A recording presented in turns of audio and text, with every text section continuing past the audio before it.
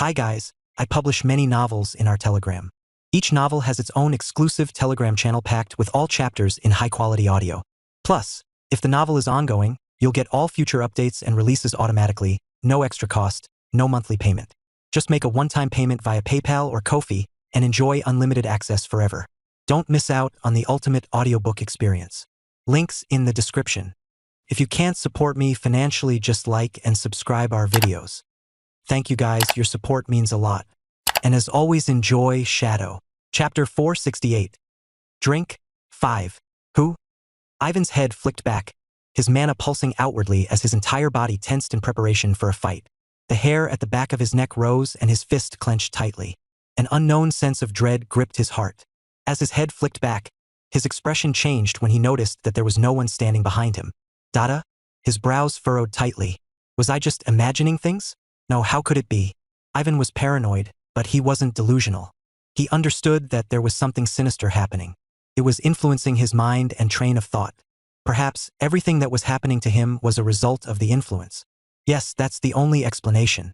Ivan gritted his teeth and turned his head to face the front of his desk, his breath catching in his chest as he spotted a figure before him.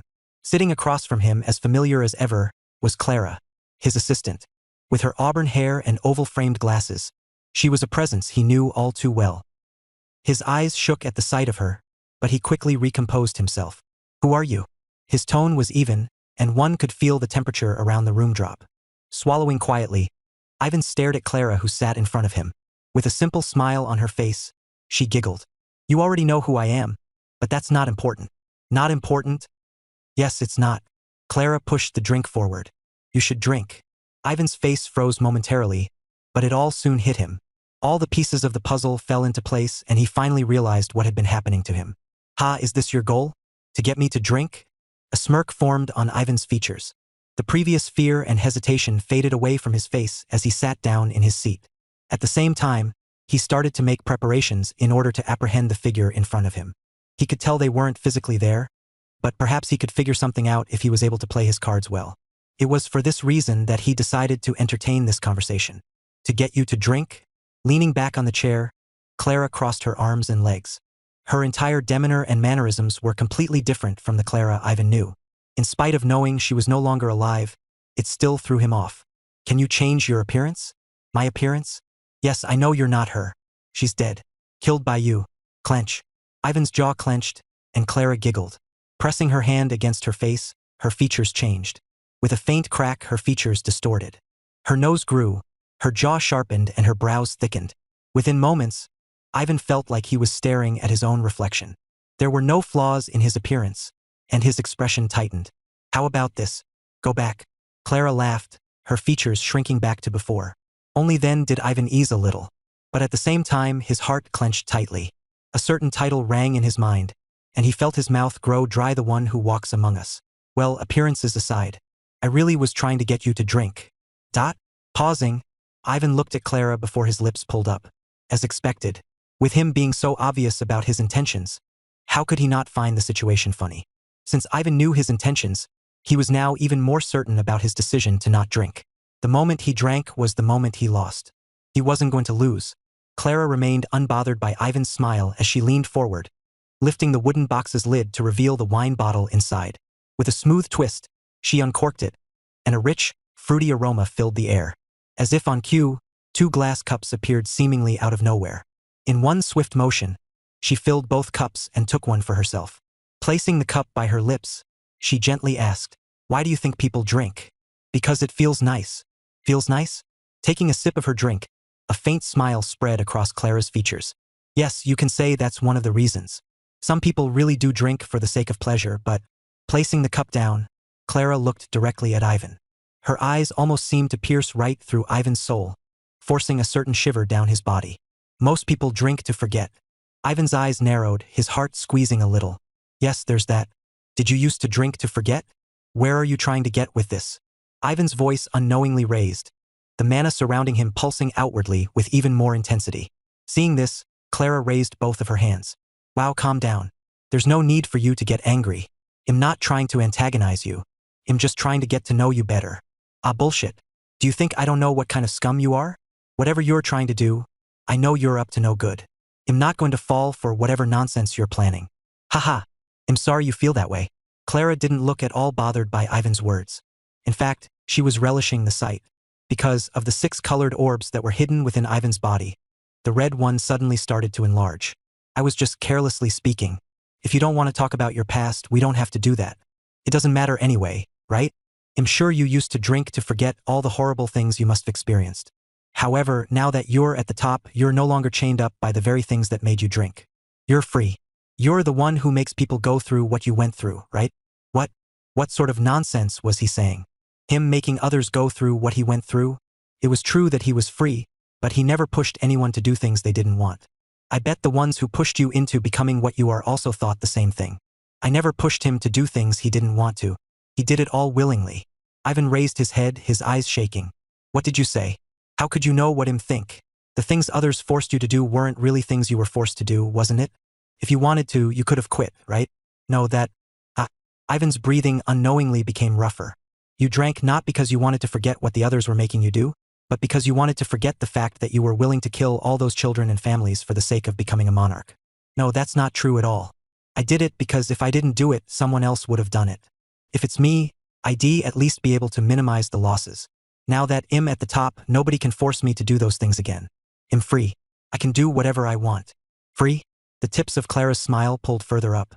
A visible look of amusement appeared on her face. What? What's so funny?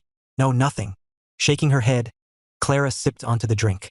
The red orb within Ivan's chest grew in size once more and his voice boomed throughout. What is it? What's so funny? The windows shook at the sheer intensity and loudness of his voice. Pursing her lips, Clara pulled her mouth away from the glass and shook her head. I was laughing at the fact that you think you're free. What? I am free. What are you? When was the last time you had some time for yourself? That. Ivan started to stutter when he tried to think about an answer. However, it was to his dismay that he realized his mind was blank. He tried hard to think about the last time he had some time for himself, but he couldn't find an answer. Some time for himself. When was the last time he had some time for himself? Ivan tried to think, but the more he thought about it, the more his mind grew blank. So you can't think of it. Raising his head, Ivan noticed the smile on Clara's face had grown even wider. It was now reaching her cheeks. It was creepy, and it almost made him want to attack her right on the spot. And yet, the moment those thoughts entered his mind, they vanished as quickly as they came. It was as though his emotions were being carefully controlled in a way that when his anger and fear peaked, they were subdued just enough to keep him from lunging forward. Ivan understood this, and yet he could do nothing about it. You say that you're free, but are you really free? You work all day with hardly any time for yourself. You have no wife. You have no children. Your life is empty. No, it's not quite empty. Clara lowered her head and looked at his hands. Following her line of sight, Ivan also looked down and his expression changed dramatically. What? Staring at his hands, all he could see was an endless stain of blood. One he felt he couldn't wash away, and from within the blood he could see faces. All familiar to him. From children to women and to criminals he had killed. They all reached out for him, begging him to spare them. Help. Why are you doing this to us? You monster. Ivan's breathing became incredibly quick. At the same time, Clara's voice continued to echo in his ear like a soft whisper. You may no longer be doing the killing, but the blood that your subordinates shed is on you. What you made them do is what your previous bosses made you do. You sought freedom, but all you did was reach the very top of the cage that you were trying to climb. If anything, you're more trapped than ever before. No, that's not true. Ivan's ears tickled as he heard a soft giggle in his ears. Do you think it's not true? Look around you. Rigidly lifting his head, Ivan felt his lungs squeeze. All he saw was his office. There were no changes to the place, but all of a sudden, the place felt smaller than ever before. How often do you go out of this room? How much of the outside world have you seen beside this room in the past few years? This place. Blink. With the blink of his eyes, Clara appeared right before him, a glass in hand. It's your cage. Ivan shook his head, wanting to refute the very statement, but looking around, the walls suddenly felt like they were constricting around him. Ivan knew it was an illusion, but at the same time, it all felt so real. From the fast beat of his heart to the soft voice tickling his ears. It all felt so vivid. Such life. I would want to forget it. So why stop yourself? Moving her hand forward, Clara's smile reached up to her cheeks, feeling incredibly creepy. Drink. Let yourself forget. Chapter 469. Drink. 6. The gentle tune of the violin whispered in the otherwise silent room. Sizzle. Oil splattered in the air as the pan sizzled. With rolled-up sleeves, Hollow flipped the pan. Oops. Letting go of the pan, Hollow grabbed the nearby towel and wiped his collar, which was stained in the oil. Even though he wore an apron, he still had some oil splatter on his clothes. And I really liked this one. With a gentle sigh, Hollow moved away from the pan and walked to the sink. He was just about to turn on the tap when his pocket vibrated. Vrr. Hollow's eye twitched faintly, but he held back his annoyance and picked up the communication device. With a gentle click, he placed it to his ear and listened to the message sent. His expression didn't change much upon hearing the message. The message wasn't very long either. In a few seconds, he pulled the communication device away from his ear and shook his head. What a pity. Sizzle. While the pan still sizzled in the background, Hollow went over to the living room and sat down on the single-seat red sofa. Accompanying the faint sizzle in the background was the soft and melodic sound of the violin playing. It came from one of Hollow's favorite collections. Listening to it helped him relax. Closing his eyes, Hollow embraced the darkness. His mind relaxed, and his eyes soon opened. That was when the scenery before him changed. No longer was he sitting on the sofa in his apartment. A large desk appeared in front of him, light filtering through from behind. A figure sat at the desk, his head hunched over it, and the pungent smell of alcohol wafting through the air. Several bottles were scattered across the desk, and the man's blonde hair was disheveled. Behind him, several people tapped on his body, trying to wake him up. However, no matter what they did, the man didn't budge. He was completely out of it. Sir, please wake up. Sir, why are there so many bottles here? Oh no, what should we do? Hollow sat on the sofa, staring at the unfolding events without much of an expression. Despite his presence, nobody seemed to take notice of him. He watched the unfolding events with an impassive expression. He didn't spare the people in the room a single glance and just stared at Ivan. Within his body, 6 orbs appeared. They all had their own distinctive color, each one pulsating faintly. It was then that Hollow's lips curled and he leaned his head back. Ha! Taking a deep breath, faint, colorful tendrils emerged from the orbs and into the air before they flowed into his mouth. The orbs shrank rapidly, and Hollow's expression turned euphoric. As the orbs continued to shrink, Ivan's body started trembling. This was enough to alarm the people around him who hastily tried to help him. But with time, the trembling grew worse and worse. Hey, something is happening. Sir? His body is trembling. Quickly get some help. Saliva flowed out of Ivan's mouth as his eyes turned white. Everyone in the room began to panic with the exception of Hollow, who was surrounded by 6 different colors, all entering through his mouth as his expression became more and more euphoric. Despite everyone's best attempts at trying to calm Ivan down, nothing could be done. They could only watch his body tremble continuously. Eventually, his body managed to settle. But the damage was already done. Where is the help? He has calmed down. Hold him down quickly. Wiping the corner of his mouth, Hollow glanced at Ivan, whose body was completely gray, and exhaled a breath of turbid air. Staring at the unfolding scene before him, Hollow smiled before closing his eyes. As the darkness once again took over his surroundings, the background noise faded. What replaced it was a calmer and more tranquil one. Sizzle. With the sizzling sound of the pan, Hollow opened his eyes and saw he was back in his own apartment. The violin gently played in the background and he stood up. That was delicious. Walking to the kitchen, he approached the pan and stared at the steak cooking in it. With a spatula in hand, he flipped the steak over. Sizzle. Oil splattered across his face, but he remained unfazed as his skin started to melt, revealing the face hidden behind it. They were soft features, one of a delicate girl with clear eyes and auburn hair. But was that really the real face? Wiping the side of his cheek, Hollow's face returned to normal as he began to hum quietly. Suddenly, a phrase he had once said in the past came to mind, and a faint smile tugged at his lips. It was something he had said as a joke, but who would have thought it would end up being the very thing that formed his nickname? Still, he didn't dislike it. You know I exist, but you don't know where I am. I am everywhere and nowhere at once. I am the whisper in the silence, the figure you can't quite find. I am the one who walks among us. To talk, coming to a sudden stop, Hollow looked in the direction of the door and wiped his hands with the nearby towel. Rolling his sleeves down and putting the apron away, Hollow walked towards the door and opened it. You're here. He smiled widely. Thank you for joining me for lunch, Julian. You're saying that you weren't able to find a thing despite the amount of time that you had? In a small classroom, a figure with long black hair and a teardrop mole beside her cheeks stared at the communication device before her, a frown darkening her expression. Elizabeth's expression was dark enough to make anyone around her move away. It was a good thing that she was the only one in the classroom. She was also not very worried about being discovered since she had set up a sound barrier around her. Yes, we have never heard of such a woman before. We've looked at her picture, but she doesn't work for the academy. Then have you tried checking with the interview crew that came? Yes, she also doesn't seem to belong with them. How strange. Elizabeth's expression darkened further.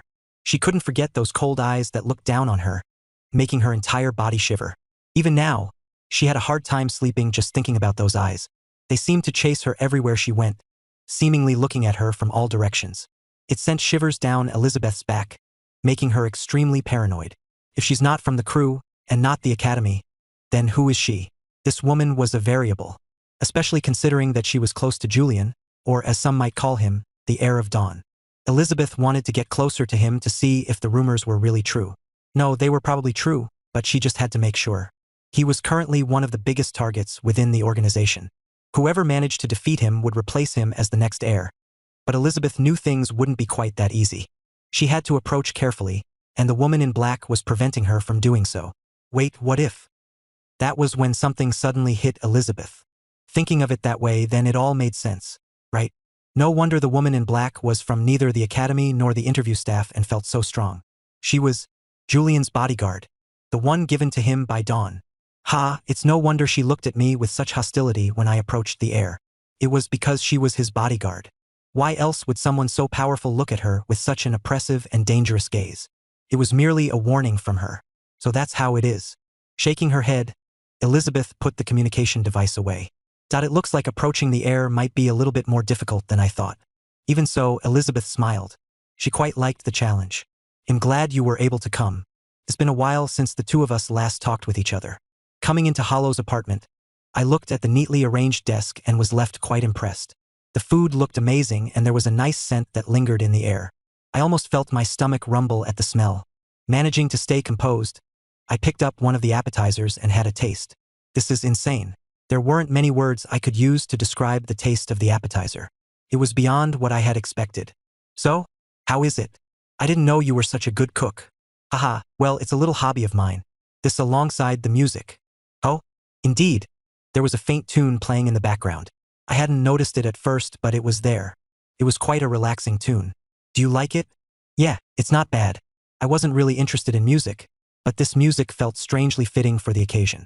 While I still didn't know why Hollow had invited me for a meal, I didn't think too much about it. Professor Hollow was someone who I got along quite well with. Furthermore, I was also sure he had something important to talk about given how serious his tone had been when he asked me to meet him. Have a seat, have a seat. There's a few things that I want to talk to you about. Pointing at the nearby sofa, I did as he requested and sat down. As I sat down, he handed me a cup of water which I took. All of a sudden, overhearing Hollow's laugh, I tilted my head and looked at him. What's so funny? Why was he laughing? Sorry. I was just reminded of something funny. Hollow waved his hand and placed the cup down. With a simple smile on his face, he looked at me. I don't really know why, but you really remind me of someone that I know. Someone that I've known for quite a long time. From your jokes to your mannerisms. Hollow laughed again, his tone growing drier. You really do remind me of him. Chapter 470. Kasha 1. Remind him of someone? My brow raised. What was he talking about? Well, it's an old story. They'll tell you more about it when the time comes. For now, I'm just here to talk about a few quick things. Although I was a little confused about his words, I still nodded my head and quickly forgot about them. It didn't really interest me in the first place. Someone like me? No way. Nobody could be that much of a pain in the ass. The first thing I'd like to talk about is the recent incident that involved you. You'll just skip through the boring and unnecessary parts for now and just go straight to the point. The investigation has been put on hold given a few circumstances I cannot share. Added to what they've previously told you, you do not need to worry about anything. You're essentially in the clear. I see. I breathed a sigh of relief upon hearing his words. Since he was present during the time when the cleric was chaining me up, I knew about Professor Hollow's involvement in the situation. His words held weight on the matter. I don't see a reason why he would lie to me anyway. Looks like you're pleased to hear the news. Raising my head, I scratched the back of my head and put on an embarrassed look. Yes, truthfully, I'm quite pleased. It was stressing me out a lot. I was more than stressed. Well, I'm glad we got that out of the way. Hollow smiled before taking a glass and taking a sip. Now, on to the next thing. Placing the cup down, Hollow's expression turned serious. It is likely that we will be sending your year out of the academy soon. My face fell at his words. Sending us out? What? Why? As of late, the mirror cracks have been rather unstable. The academy, alongside the empire, has deemed it fit to send you guys out to a safer place while they handle the current situation. Wait, what do you mean the mirror cracks are unstable? You'll know once you look at the academy's one. The situation is not good.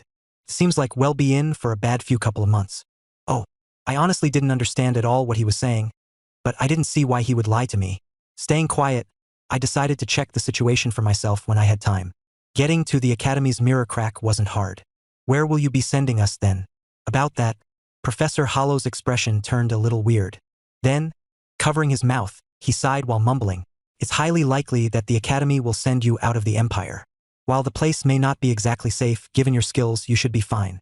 Either way, it'll be a lot safer than staying within empire grounds." Out of the empire?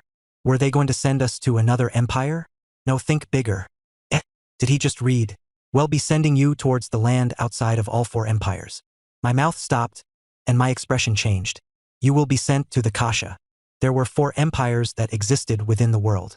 They were the foremost powers that were yet to be claimed by the mirror dimension, which corrupted any land at an alarming rate if left unchecked. Kasha, otherwise known as the land beyond, was any land that was situated outside of the 4 empires. The land wasn't completely inhabited. In fact, the population outside the 4 empires, there existed many kingdoms outside the 4 empires, all with their own hierarchy and order. Of course, their powers were nothing compared to the 4 empires, which were still capable of agriculture unlike those in the land beyond, but their power wasn't anything to scoff at. With them constantly fighting against the children of the cracks, their prowess was nothing to scoff at. One could even argue their individual strength was greater than that of those who lived within the empires. Of course, nobody truly believed this, but nobody had faced those from the Kasha before, so whether the texts were right or wrong, nobody knew.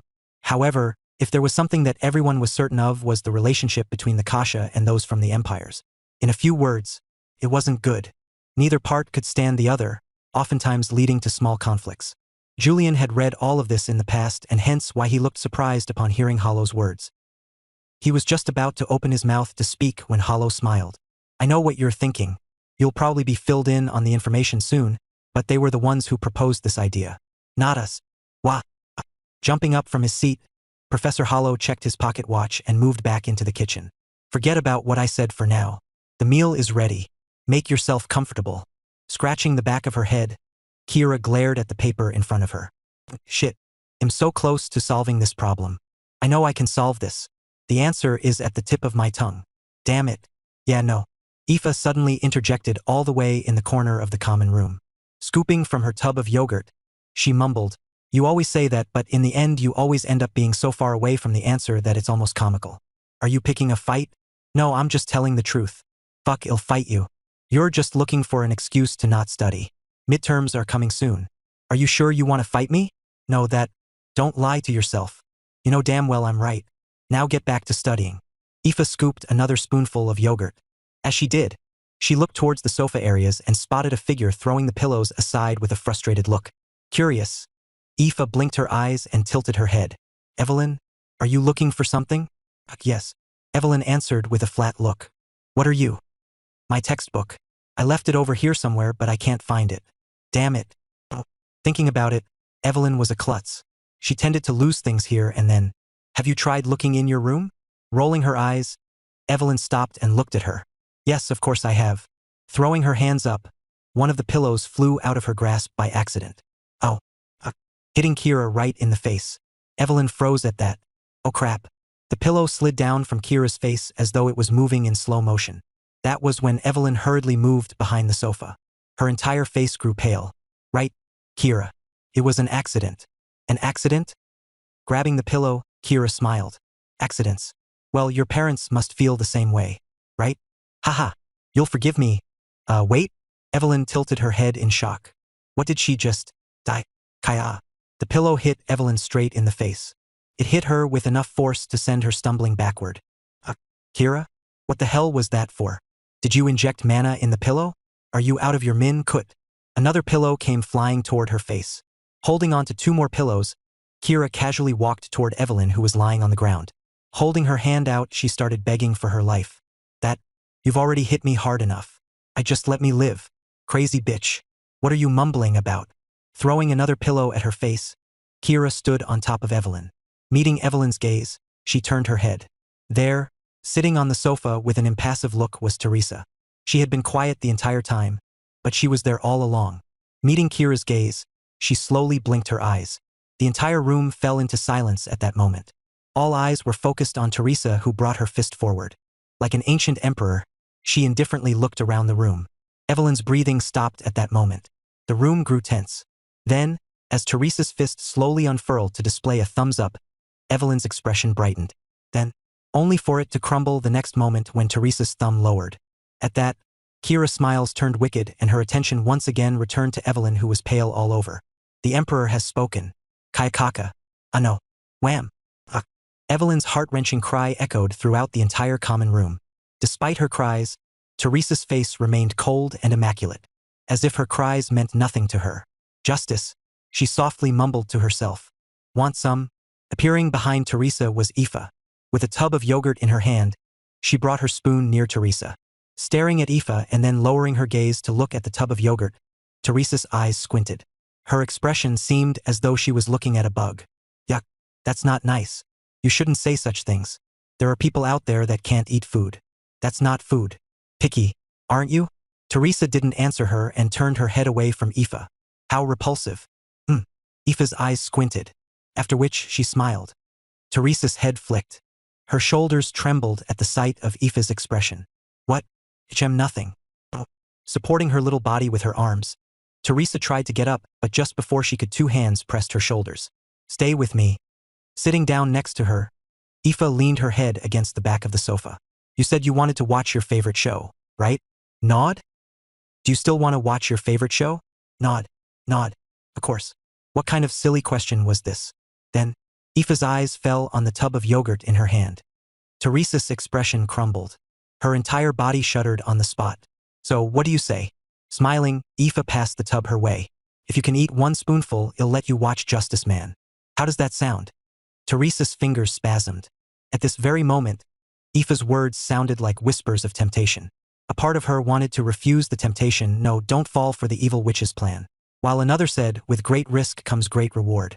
No justice is fought without hardship. What a dilemma. No, I must resist. She couldn't fall for the witch's temptation. She wouldn't allow herself to. Her dignity simply wouldn't let her. Before she knew it, the spoon was already in her mouth. Her expression crumbled and her face twisted as the acidic taste of the yogurt reached her tongue. Ha ha ha ha ha ha. Slapping onto the sofa, Aoife laughed. Splat. And the yogurt slid out of Teresa's mouth. Yet again, the poor child suffered at the hands of the most powerful demon king. Blankly staring at the yogurt that stained the sofa, Teresa muttered, "What is life? The world suddenly seemed so bleak. You're cleaning that up later. You got that? Got that? Stop nagging me. Ho ho." Teresa shuddered all of a sudden and she hurriedly nodded her head. Clean. Clean. What a good child. Click. Just then, the entrance door opened and the entire room fell into silence. Everyone hurriedly looked up at the entrance. There, coming in with a serious expression, was Julian, who glanced around the chaos and walked over the sofa areas. He looked strangely unbothered. His actions were enough to make all of the girls look at each other in confusion. Something is up. Is he sick? Usually, Julian would berate them and throw a look of scorn at them before leaving. The fact that he wasn't. However, such thoughts left their bodies when Julian suddenly sat down next to Teresa, who froze in her seat. Flick, flick, flick. Flicking her head rapidly between Julian and the sofa, Teresa very slowly and deliberately scooched to the side. Careful, very careful. All of a sudden, Julian frowned and brought his hand down. Teresa's face turned completely pale. Why is it wet? When he stood up to check why the bottom of his pants felt wet, Teresa hopped off the sofa and trotted away. Wow. Looking up, he saw Aoife looking at him from the side. Her face was red and her body was trembling. Seeing her expression, his face twitched. Laugh. You can laugh. And she did. Ha ha ha ha. She laughed so hard she started cramping a minute into her laugh. Ach, help me. I shouldn't have voted for her. No, wait. Chapter 471. Kasha 2. In a few short weeks, you will all be sent out of the academy. The news I received from Professor Hollow was quickly shared with the others in the next class. As expected, everyone had some sort of reaction to the news. However, I was somewhat surprised to see them not be as shocked as I thought they'd be. As if noticing my confusion, Leon leaned closer to me and whispered, "Not everyone here lives in a cave like you. We kind of saw it coming from miles away." Eh? Really? No, but when I thought about it, I found myself unable to argue at all. Wait, was this why Professor Hollow told me the news privately? Professor, if we are going to be sent out, where will we be going and what about our midterms? Studious as ever, Aoife was the first one to ask a question. With her hand and back straight, she looked like a straight-A student. Good question, Aoife. I almost winced in disgust when I saw the smile that crept up on her face when she received the compliment from the professor in charge. What an easily inflatable ego. Regarding the midterms, for those of you who are hoping, unfortunately, it will not be cancelled. The expressions of many fell. The grading will be a bit different. No, in fact, this entire situation is a little delicate. After a lot of discussion, we've decided to base the grading in accordance with how you will perform during the excursion. Then what about the theoretical exam? Oh, that. The professor smiled. With long black hair and a grayish mustache, Professor Arlen had an amiable and friendly expression. We'll be having that next week. The entire classroom fell silent. It was so quiet one could even hear a pin drop. No, wait, I think I could hear something. I want to puke. It was the sound of my stomach rumbling. With everything that had been happening lately, I hadn't had the time to focus on my studies. If anything, I was currently lagging behind by quite a lot. Thankfully, I knew that I wouldn't be the only one suffering. If there was someone else who had a problem studying, then it'd have to be… Turning to look at Kira, I noticed a faint smirk on her face. It felt eerily familiar to the one Aoife previously had. As if noticing my confusion, Leon once again moved closer to me and whispered, "Why do you think she's been studying a lot lately?" Like I said, predictable. I slowly brought my hand to my chest. Why did my heart suddenly hurt so much? Loser. Frowning, I flicked my head in Leon's direction. I was just about to open my mouth when I noticed that he was staring at the front with an indifferent expression. Then, as if sensing my gaze, he looked at me. "You need anything?" I narrowed my eyes and decided to let it go. He wasn't worth it. Now, about where you will be sent. With a brief pause, all attention fell on the professor once again. Seeing that he had the attention of all the cadets, the professor finished. "You will all be sent to the Kasha." What? Finally, the cadets showed surprised expressions. Indeed, these were the reactions that I expected from them. It was especially refreshing to see Aoife's smile fade away from her face. The same was true for Leon, who stiffened slightly. It was just subtle, but it was subtle enough for me to pick up. Moving next to him, I whispered, "I bet you weren't able to predict that." As my voice reached his ears, his entire expression changed as he hastily moved his head away from them. Then, with a horrified expression, he massaged his ear. "Don't ever speak like that again." He shuddered while scooching away from me. I was a little surprised by his actions at first, but then understood it. Putting myself in his position, I'd also react the same way. "Wait, Professor. Did I hear correctly? Are you saying the excursion will be held in the Kasha?" "No, Aoife. You didn't hear wrong." What? How does this make sense?" "I'm not sure, but it was approved by your family. I thought you'd be the one to know the most about this situation." "Yes?" Aoife blinked her eyes repeatedly, looking completely lost. Even though I was a few rows before her, I could still hear her soft mumbled. "What? I've never been told. My brother never told me. How does this make sense?" The shock in her voice was clear to see. She really didn't know about the situation. "Okay." The professor clapped his hands once, gathering everyone's attention once more. "For those that are confused, you'll be given a more detailed briefing on what you will be doing there and how you will go there. For now, how about we go to the Academy's mirror crack?" At that, I raised my brow. I had been planning on visiting the crack beforehand, but this saved me the trouble.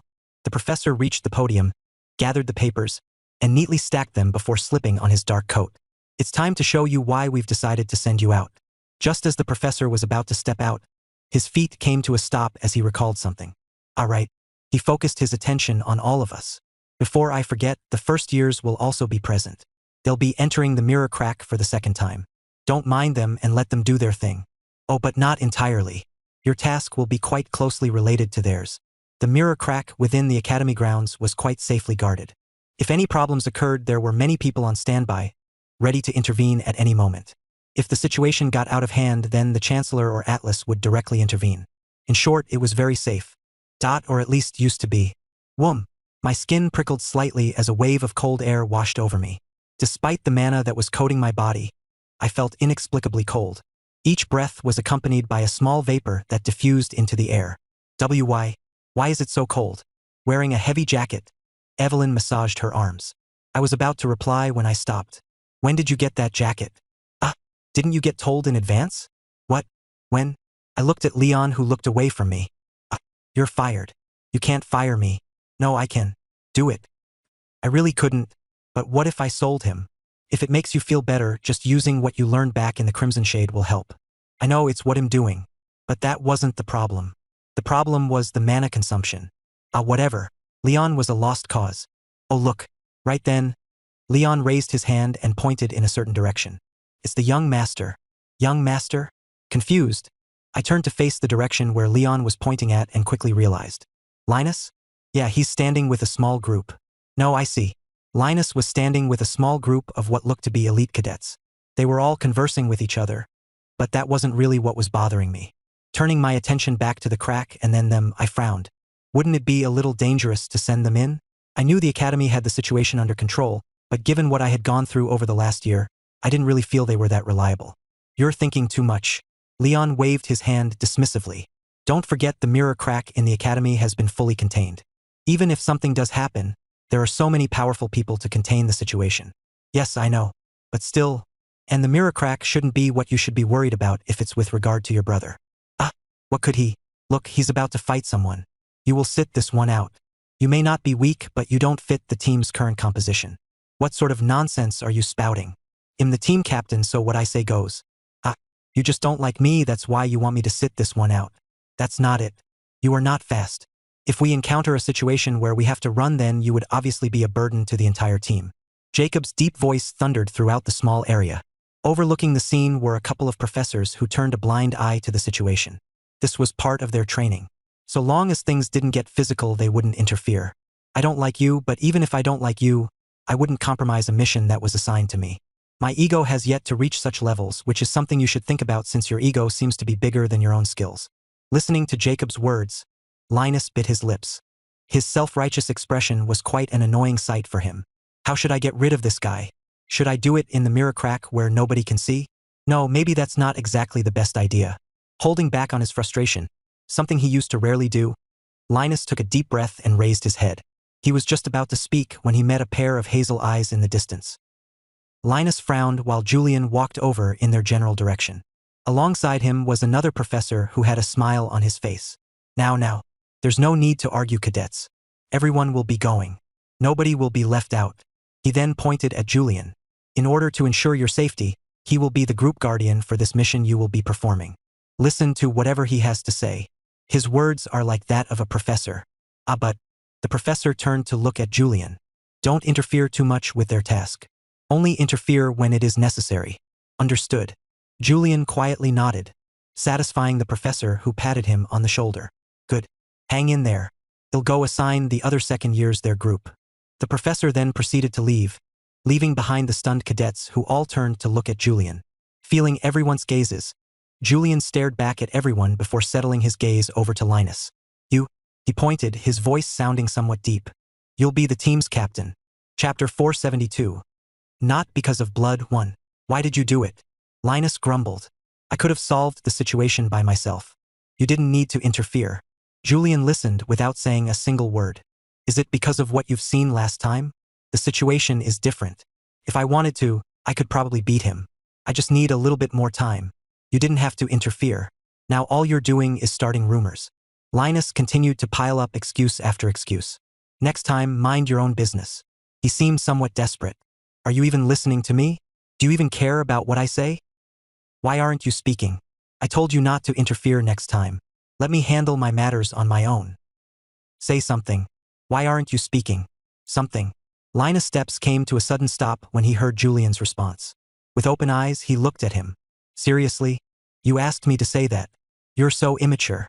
If that makes you feel better. TSK. Linus clicked his tongue and looked back. Their group was following from behind, keeping a certain distance from them.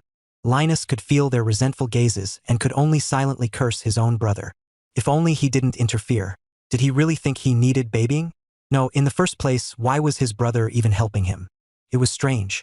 He wouldn't normally do this. Was he doing this to take care of his own image? Jolting him out of his thought was a sudden, yet painful tap on his head. When Linus looked up, he saw Julian staring in the direction of the mirror crack. Get your team ready. We'll be leaving shortly. But Get it sorted. Julian then proceeded to walk ahead to where the professors were. Around them were several other groups that were being called up one by one. Linus could only watch as his brother departed before turning around and staring at his group.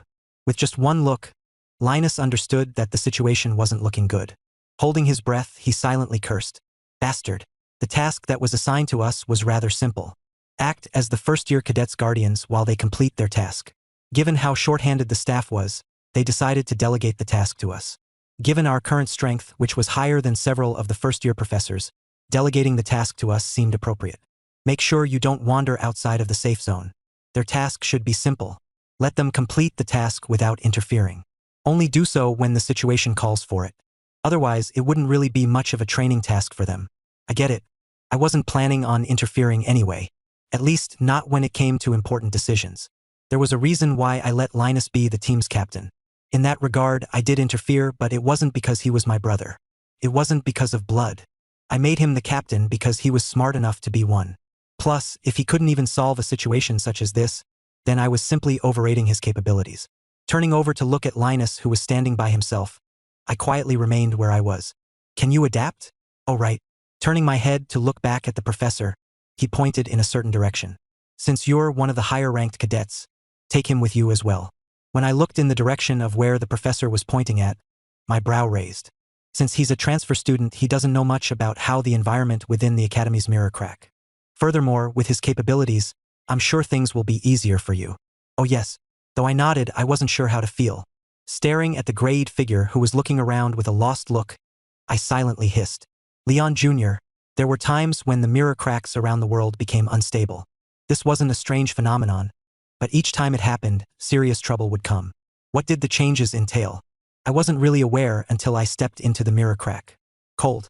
My skin stung. Whew, it's so hard to breathe. There was little oxygen in the air. Why is it so dark? And the usual white sun that once hung in the sky now sagged low, hiding behind the jagged peaks of the north. Its feeble light barely enough to cast a fleeting, mournful glow across the fading world. It was different, but that wasn't all. Awoo. Behind the walls of the supply stations, the heart-wrenching, deranged howls of the children echoed relentlessly. Rumble. The walls shook as a claw suddenly clamped the top of one of the walls. Block it. Take care of it quickly. While the camp was alarmed, nobody was panicking. The monster was a mere junior-ranked one. It was something the first years could take care of. As you can see, there's a reason why we need you second years to supervise the first years. We're quite busy here. The monsters within this area shouldn't be any higher than junior-ranked, which is something you all should be able to handle without any problems. Stopping by one of the tents of the safe station. If on the off chance that a terror-ranked creature does show up, I'm also confident you will be able to handle it. Of course, I don't suggest you take care of it, but you should at least be able to retreat without any worries. Terror rank? Thinking about it, I could probably handle it without too much trouble. If it was just holding them back, that was. Defeating a terror-ranked monster? I wasn't so sure. It really depended on the type and how close it was to the destroyer rank, which shouldn't be anywhere near this place. And even if they do show up, they'll probably be noticed by the higher-ups within the safe station. They'll let you all make the final arrangements now. You have about 30 minutes before the gates of the station will open. If you need to gather some supplies or need to discuss strategies, do so now before it's too late. Points will be deducted by your guardian if you make such mistakes. When all was said and done, the professor nodded satisfactorily and proceeded to enter the tent. Staring at his departing back, I turned around to look at my assigned group. Counting Linus, there were a total of 5 members. I didn't quite know their names, but the composition wasn't very balanced. In the entire team, there were only 2 mages, with the rest being body users. Only Jacob and Linus were multi-talented users. Following the 2 of them, there was an elemental user specialized in the ice element. She was a young girl with long silky black hair that was tied in a ponytail. Alongside her was another girl with short blonde hair and green eyes. She was a body user who specialized in stealth and speed. Lastly, the last member of the team was a spear user. He was tall and lanky, his height towering over me as well. There was a clear divide between the group, but I didn't care. You heard the professor. Shifting my attention towards the current black star, the one who was the least pleased by the arrangement, I found my tone lowering. Don't play any tricks while I'm watching. I won't hesitate to deduct points from your team. If it's just like what you said before, I'm sure you can put your ego aside when it matters the most, right? Jacob's brow raised upon hearing those words. He looked surprised by the fact that I had heard his words. But how could I not when he was being so loud? Can you do that? Jacob's jaw visibly clenched, but eventually, With a low sigh, he nodded his head. Yes. He then turned his attention towards Linus. What should we do? Perhaps not expecting this sort of reaction, Linus flicked his head in my direction, but I ignored it. I wasn't the team leader. And I was also impressed by this Black Star's attitude. I guess he didn't become the Black Star for no reason. He was arrogant, but he knew when to put his arrogance down. That was a very nice skill to have. At least this was how it seemed on the surface. Whether he could keep his arrogance in check was for Linus to find out later. For now, there was a bigger problem that I was supposed to handle. Narrowing my eyes, I turned to my right where Amel was standing. Yes? Noticing my gaze, he tilted his head. I stared at his face for a good minute before closing my eyes. As expected, it must run in the family. Stupid looking. Before being let out, the cadets were all given a small bracelet that would count the number of points they collected. Points were assigned based on the number of monsters they managed to kill and what their rank was. Naturally, the higher the rank, the greater the points. Kurkuruku. A rattling sound echoed in the air and a wave of cold air plunged through the supply station. Linus' hair and clothes fluttered. He stood at the front while his group stood behind him. While they all were silent, Linus could feel their displeasure. However, despite their displeasure, they all stood behind him without saying a word. Why was that? There was only one reason. It's because of him. From the corner of his eye, Linus caught a glimpse of a figure. His gaze was icy, his back unervingly straight. Yet, even in his stillness, there was an oppressive weight to his presence. One that crushed the air around them, towering over all, as if the very ground beneath their feet quaked in his shadow. His words alone silenced their protests. Why is he doing this? Even now, Linus was confused by his brother's interference. He couldn't understand why he would do all of this. Was it so that he could watch him humiliate himself in front of everyone? No, how could that be? If he performed badly, it would also reflect on him as his brother. So what was it? Why was he doing this? The gates have opened. You may go. The points will be tracked in real time. The team with the highest score will win. A voice boomed and Linus snapped out of his thoughts. Shifting his thoughts away from Julian, he took a quiet breath and stepped forward. While he still didn't know why his brother had made him become the leader, Linus wasn't planning on wasting the opportunity. Dashing forward, he quickly left the tall walls of the supply stations. He only had one goal in all of this: reach first place. Chapter 473. Not because of blood. 2. Supply station, control tower. Several professors were lined up in front of a large projection that displayed over several dozen windows. In each window was a different group. Beside the projection was another projection. It was currently empty, but it had several numbers that ranged from 1 to 25, which was the overall number of teams. Beside each name was a red 0 that indicated their score points. What do you think? Who do you think will rank first? Professor Hart asked. He was the professor who had brought the second year over. Ideally speaking, it should have been Jacob's team, the 5th team. Answering him was Professor Lamart, one of the first-year professors. His voice was sharp and concise, with short, disheveled brown hair and green eyes that glimmered behind thick, square-framed glasses. He exuded an air of seriousness. But? I'm not so sure anymore. As he spoke, the professor's gaze stopped at a specific window and closed his eyes. While he didn't show it, one could see the disappointment in his gaze. I would have been confident in their ranking if not for the sudden change in captaincy. Oh? Curious, Professor Hart looked at the specific window and noticed that the captain had indeed been changed from Jacob, the current Black Star, to Linus. That's surprising. Did they come to the decision themselves? No. Professor Lamart shook his head, his lips pursing together. That's the most annoying part. The changes were forced upon one of your cadets. Mine? Indeed. He gave a nod and lifted his glasses. I'm sure you're quite familiar with him. It's none other than the previous summit winner and the previous Black Star. Could you mean? Yes, Julian of the Ivinus household. Oh great. Realizing what had happened, Professor Hart covered his face. He was lost for words. Julian was known for always being indifferent and partial. He wasn't someone that would meddle in things that didn't involve him.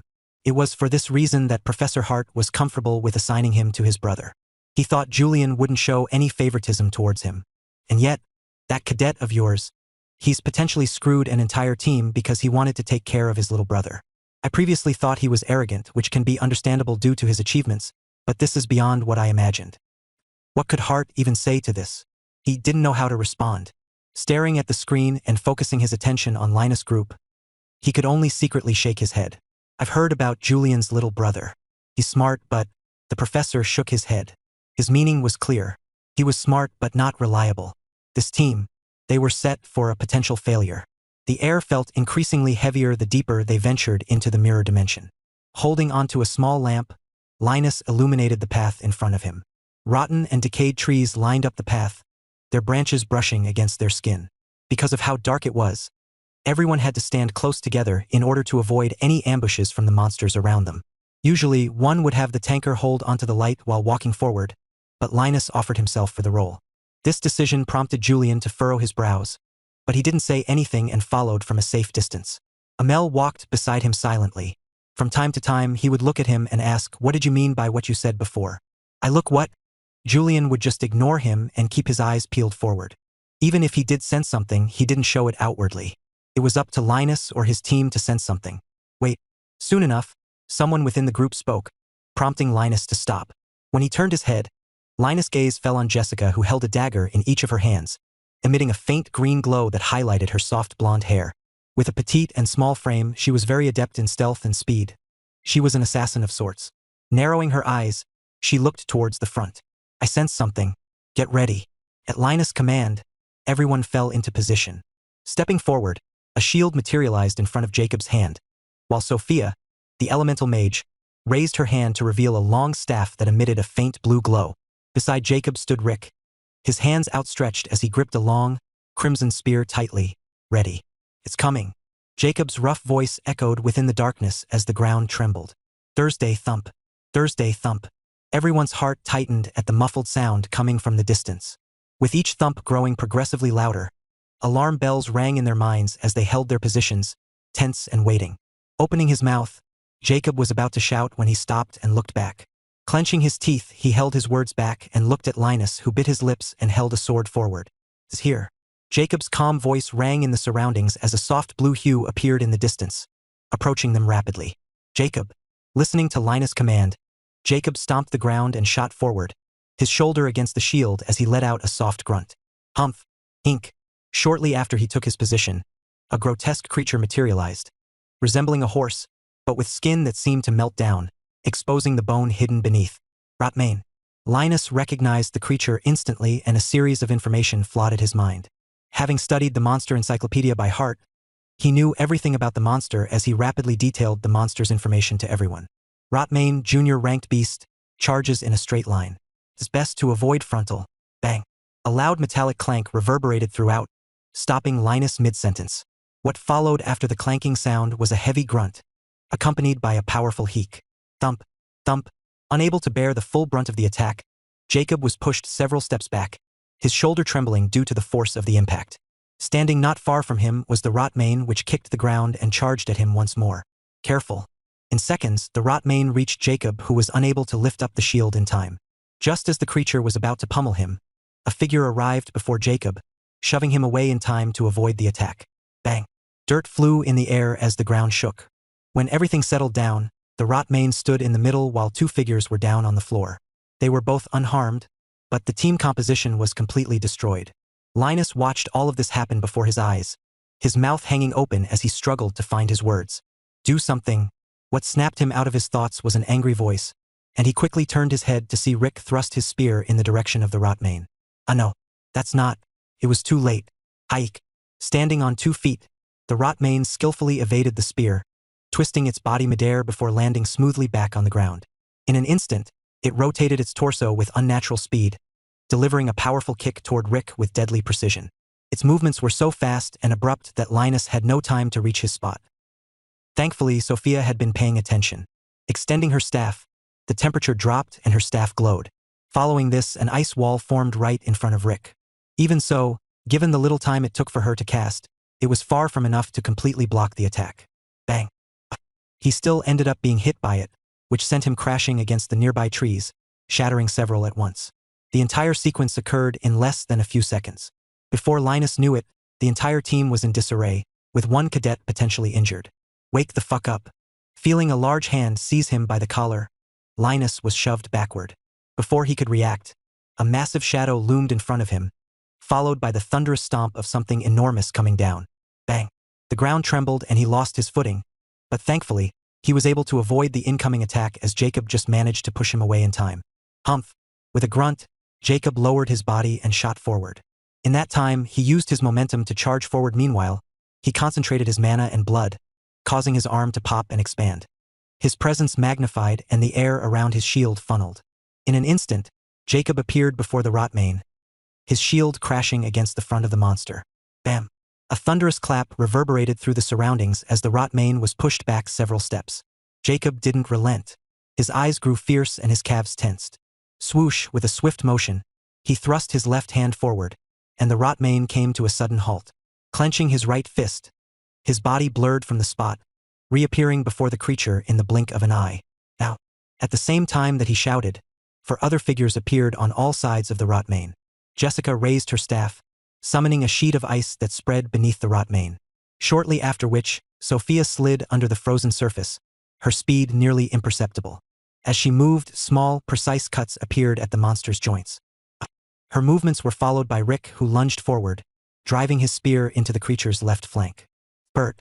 Blood gushed in the air as the Rotmane squealed in pain. But it wasn't over yet. There was still life in the monster's eyes, but not for long. A massive shadow loomed over the Rotmane, descending rapidly as Jacob hurtled down with his heavy shield clutched tightly in his outstretched hands. Moments later, the shield crashed into the beast with earth-shaking force. Bang! Dust and debris flew in the air in the aftermath of the crash. When everything settled down, a figure appeared standing on the body of the Rotmane. He looked unharmed and his breathing was fine, but if there was something that wasn't fine, it was his expression. Turning his head to look at the stupefied Linus, he was just about to say something when he closed his mouth. Eventually, turning his head in Julian's direction, he murmured in a tone only he could hear, "I can put down my arrogance, but can you?" Chapter 474. Not because of blood. 3. My bracelet buzzed. Congratulations.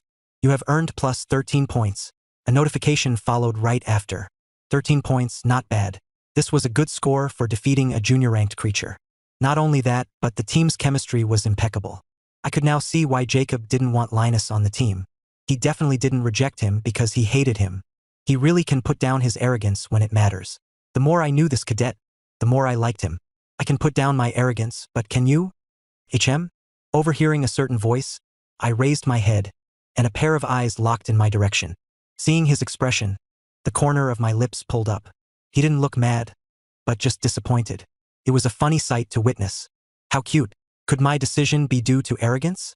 Was letting Linus be the team leader the wrong decision? I turned to stare in his direction. Even thought my expression didn't change, with just one look in his direction and I could see he was struggling. Linus' face was pale and staring at his group. His mouth opened and closed in an attempt to say something, but nobody gave him a shred of attention. He looked pitiful. Linus found himself closing his mouth shortly after. He seemed to have given up on saying anything. That's when I started thinking about Jacob's words again. Yeah, it's possible that he's right. Given what I had seen, the correct decision would be to make Jacob the team captain again. It would make sense if I did that considering Linus' meltdown. But I wasn't going to do that. Turning to look in Jacob's direction, I shook my head. I can't. My arrogance knows no bounds. I knew I was right. The entire event was supposed to last half a day. The cadets would usually be given more time, but considering the current situation within the mirror dimension, it was best if they kept things short. They didn't want to expose the cadets to any unnecessary risks. An hour into the task, different teams appeared at the top of the leaderboard, each overtaking the other within minutes of appearing at the top. This persisted until the second hour when the leaderboard started to set and a true leader emerged. By the third hour, the gap between the top 3 teams and the rest started to widen. The respective teams were Team 4, 72 points. Team 7, 68 points. Team 18, 66 points. The 3 teams were neck and neck with one another.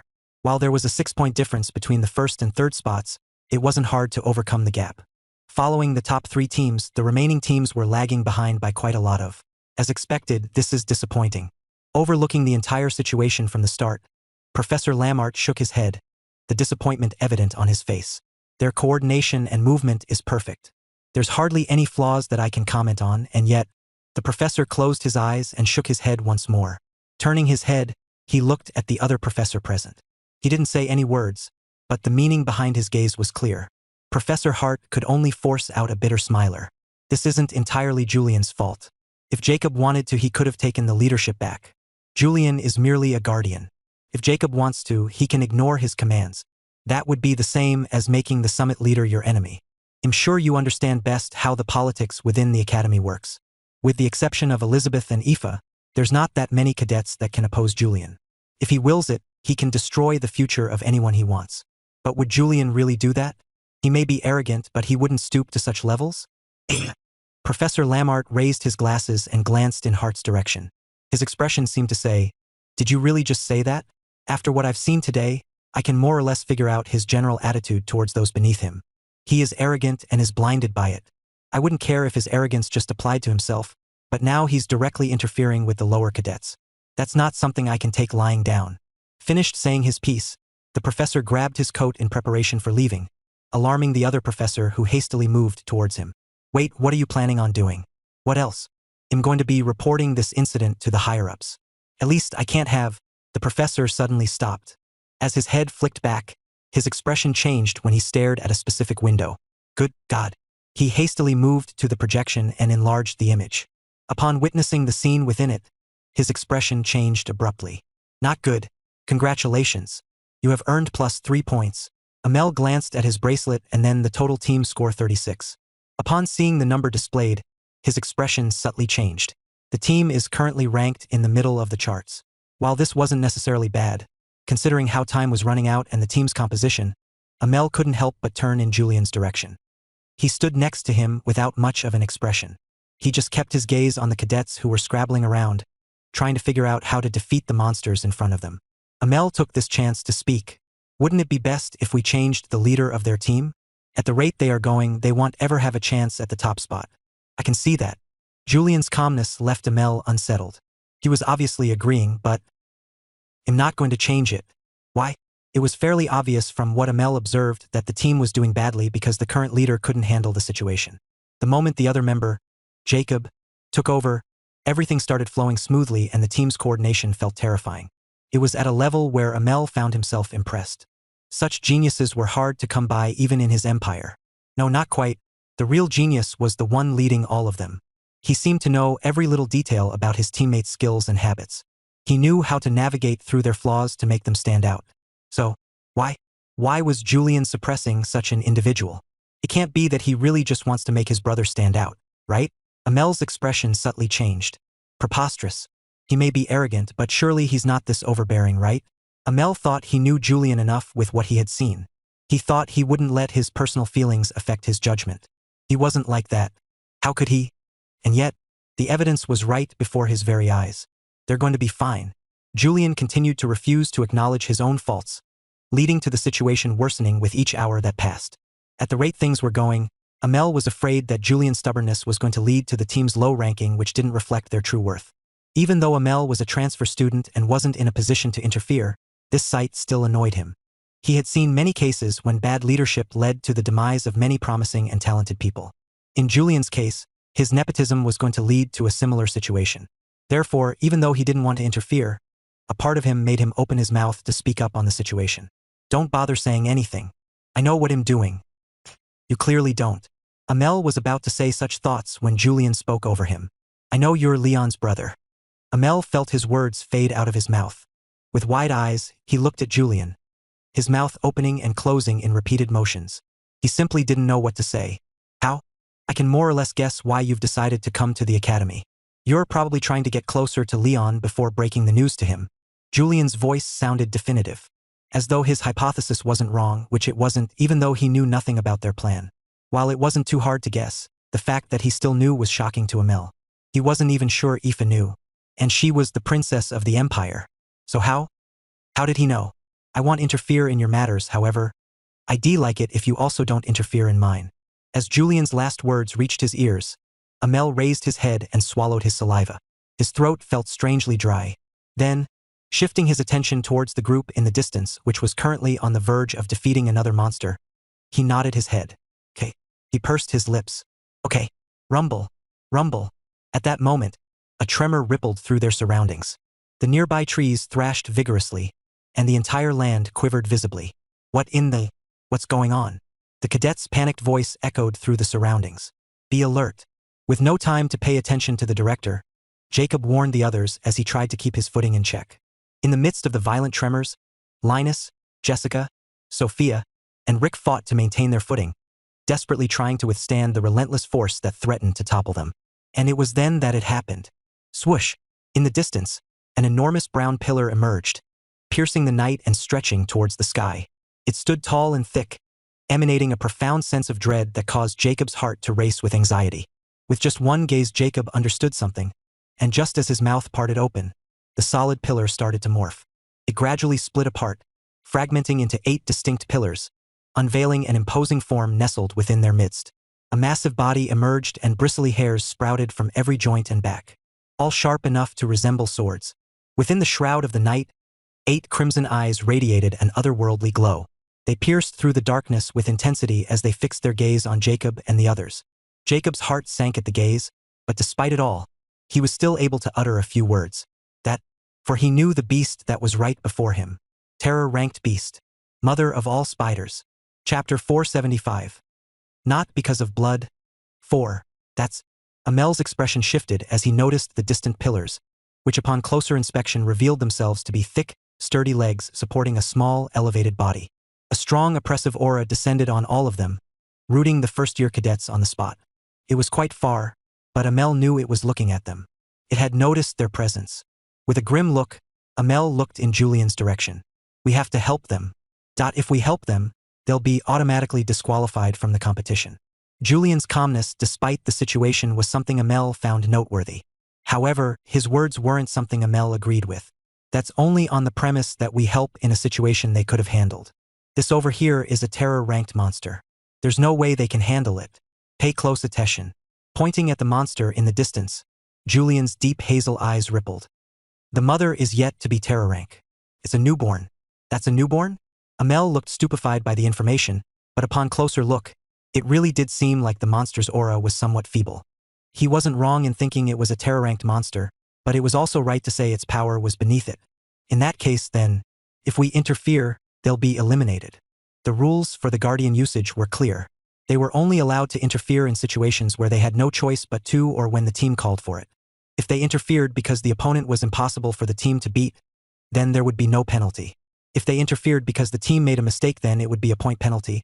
And if they interfered because the team decided to not handle the monster, then it was equivalent to complete elimination. In the current situation, the team could definitely outrun the mother. The only issue was that they had yet to understand that they could. All of them were petrified by the monster's aura. What should we do? Sophia stuttered as she looked back in Jacob's direction. She wasn't the only one. Pretty much everyone within the group turned in his direction. By now, this had become the norm. Linus had become an afterthought in everyone's mind. The nominal captain for the better part of the word. Jacob's mouth slowly parted, his complexion growing paler with each passing second. His eyes remained transfixed on the mother in the distance, alternating towards his team members who were all looking at him with panicked expressions. Jacob nervously licked his dry lips, a lump forming in his throat.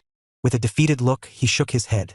In getting the Guardians to interfere, his voice emerged hoarse, as if he was someone who had smoked their entire life. He hated this choice, but it was a rational choice. Jacob could tell that there was something wrong with the mother. This much was obvious from the lack of reaction from the Guardians. He would have wanted to continue, but taking into account the team's lack of coordination and their current panicked expressions, this was the best option. Yes, this is the best option. This is... Clench. Jacob's fist clenched tightly. Even so, despite it all, he had hoped that there was a way for them to pull through this. He didn't want things to end like this and, don't do it. A certain voice cut in all of a sudden, gathering the attention of everyone present. Standing by the corner, Linus looked at everyone present, his expression unusually calm. There is a way. There is a way. What fucking way? The words just came out of my Linus' mouth before he knew it. Something came over him all of a sudden, and he started to move without even thinking. Every action and movement seemed to have a purpose, and a peculiar calmness settled over him, dissipating the lingering remnants of panic that had previously consumed him. The world around him faded into insignificance as his focus narrowed solely on the distant monster, its enormous presence towering over him. Don't do it. His mouth parted open. There's a way. If you calm down and listen to what I have to say, then we might be able to handle this. Linus was in control. There was no fear or anything else that was controlling him. At that moment, he was in control of himself and every action. He felt strangely lucid. Ideas and all sorts of ways to handle the beast continued to enter his mind. What prompted such a change in him? And why now? Will you trust me? His words were met with a subtle tone of silence, and right then, a hand pressed against his shoulder, pulling him back harshly. What do you think you're doing? It was Jacob. Veins were bulging down the side of his neck as he angrily looked at him. He looked incredibly pissed, yet under his pressuring gaze, Linus only calmly looked back at his gaze. Is this some sort of joke to you? Do you not understand what is going on? Or are you drunk on your power that you want to fuck us up again? Even if we do end up engaging against the mother, do you think your safety will be guaranteed? No, fuck that. Angrily clenching his teeth, Jacob pulled tightly on Linus' collar. I don't give a fuck about what happens to you, but as the captain you should be worried about what happens to your group members. If you're trying to pull this stunt just to fix your bullshit mistakes, then save. I can do it. You what? Did you not hear me? Do you not realize that they can die? This isn't some simulation or a vision. This is real life. I can do it. Linus repeated, his tone even calmer than before. I know of a way. This fucker. It seemed like Linus' calmness left him somewhat flustered as he seemed to struggle to find any words to say. Scratching the top of his head, his face underwent a series of changes, alternating his gaze between Linus and the group members. Eventually, he shook his head. No, Jacob wasn't going to risk it. He couldn't afford to risk it. Pussy. Jacob's eyes widened abruptly. He turned toward Linus, where faint popping and cracking sounds filled the air as Jacob's forearm began to swell and expand. What did you just say? He struggled to understand if he had heard correctly. Pussy. But he hadn't heard wrong. That's what I called you. The veins on Jacob's forehead became more pronounced. It had been a long time since Head felt such rage, and his face twisted with barely contained fury. Should I just kill him? Jacob looked back in the Guardian's direction.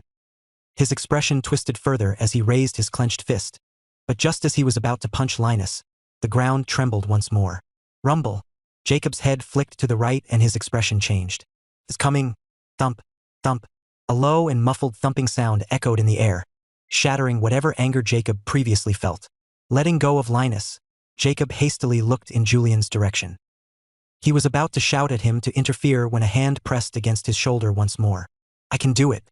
It was Linus again. However, differently from before, he was even calmer than before, to the point where it felt creepy. Turning around and staring directly into Linus' eyes, Jacob felt his lungs lose all air. There was something about Linus' eyes that felt unsettling. They almost felt creepy, and the hair at the back of his neck involuntarily rose. It almost felt like the more dire the situation became, the calmer he became. How was this possible?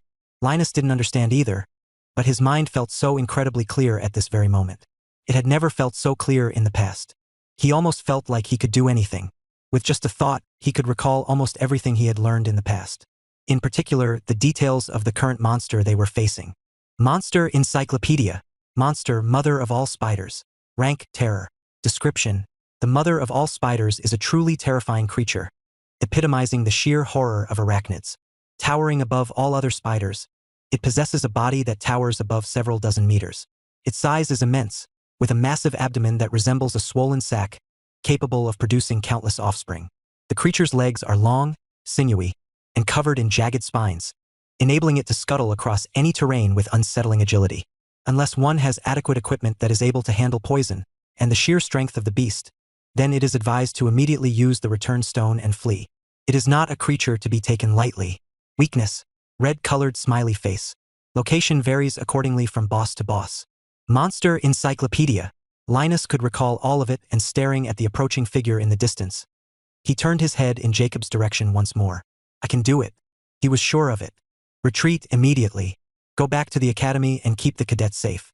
I repeat, keep the cadets safe. A voice continued to squeal from the communication device, which I quickly turned off. What are they doing? At the same time I turned off the communication device, Amel's shocked and confused voice reached my ears from the right. His body was tense, and looking at him, I could see he was ready to interfere at any moment.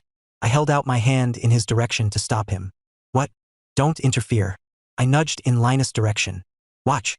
I could tell that something was happening, and the corner of my lips pulled up slightly. As expected, I wasn't wrong. Seeing how calm Linus was acting, I knew the fruit of my training wasn't for nothing. The extreme fear that I had previously subjected him to served to keep his mind calm in a situation where he would experience a similar type of extreme fear. And though he appeared calm on the surface, I noticed a faint trickle of blood seeping from the corner of his mouth. He was using pain to keep himself calm and steady. He was reminding himself of that time. Once you've faced a fear greater than anything imaginable, Everything else will seem insignificant. Thump, thump.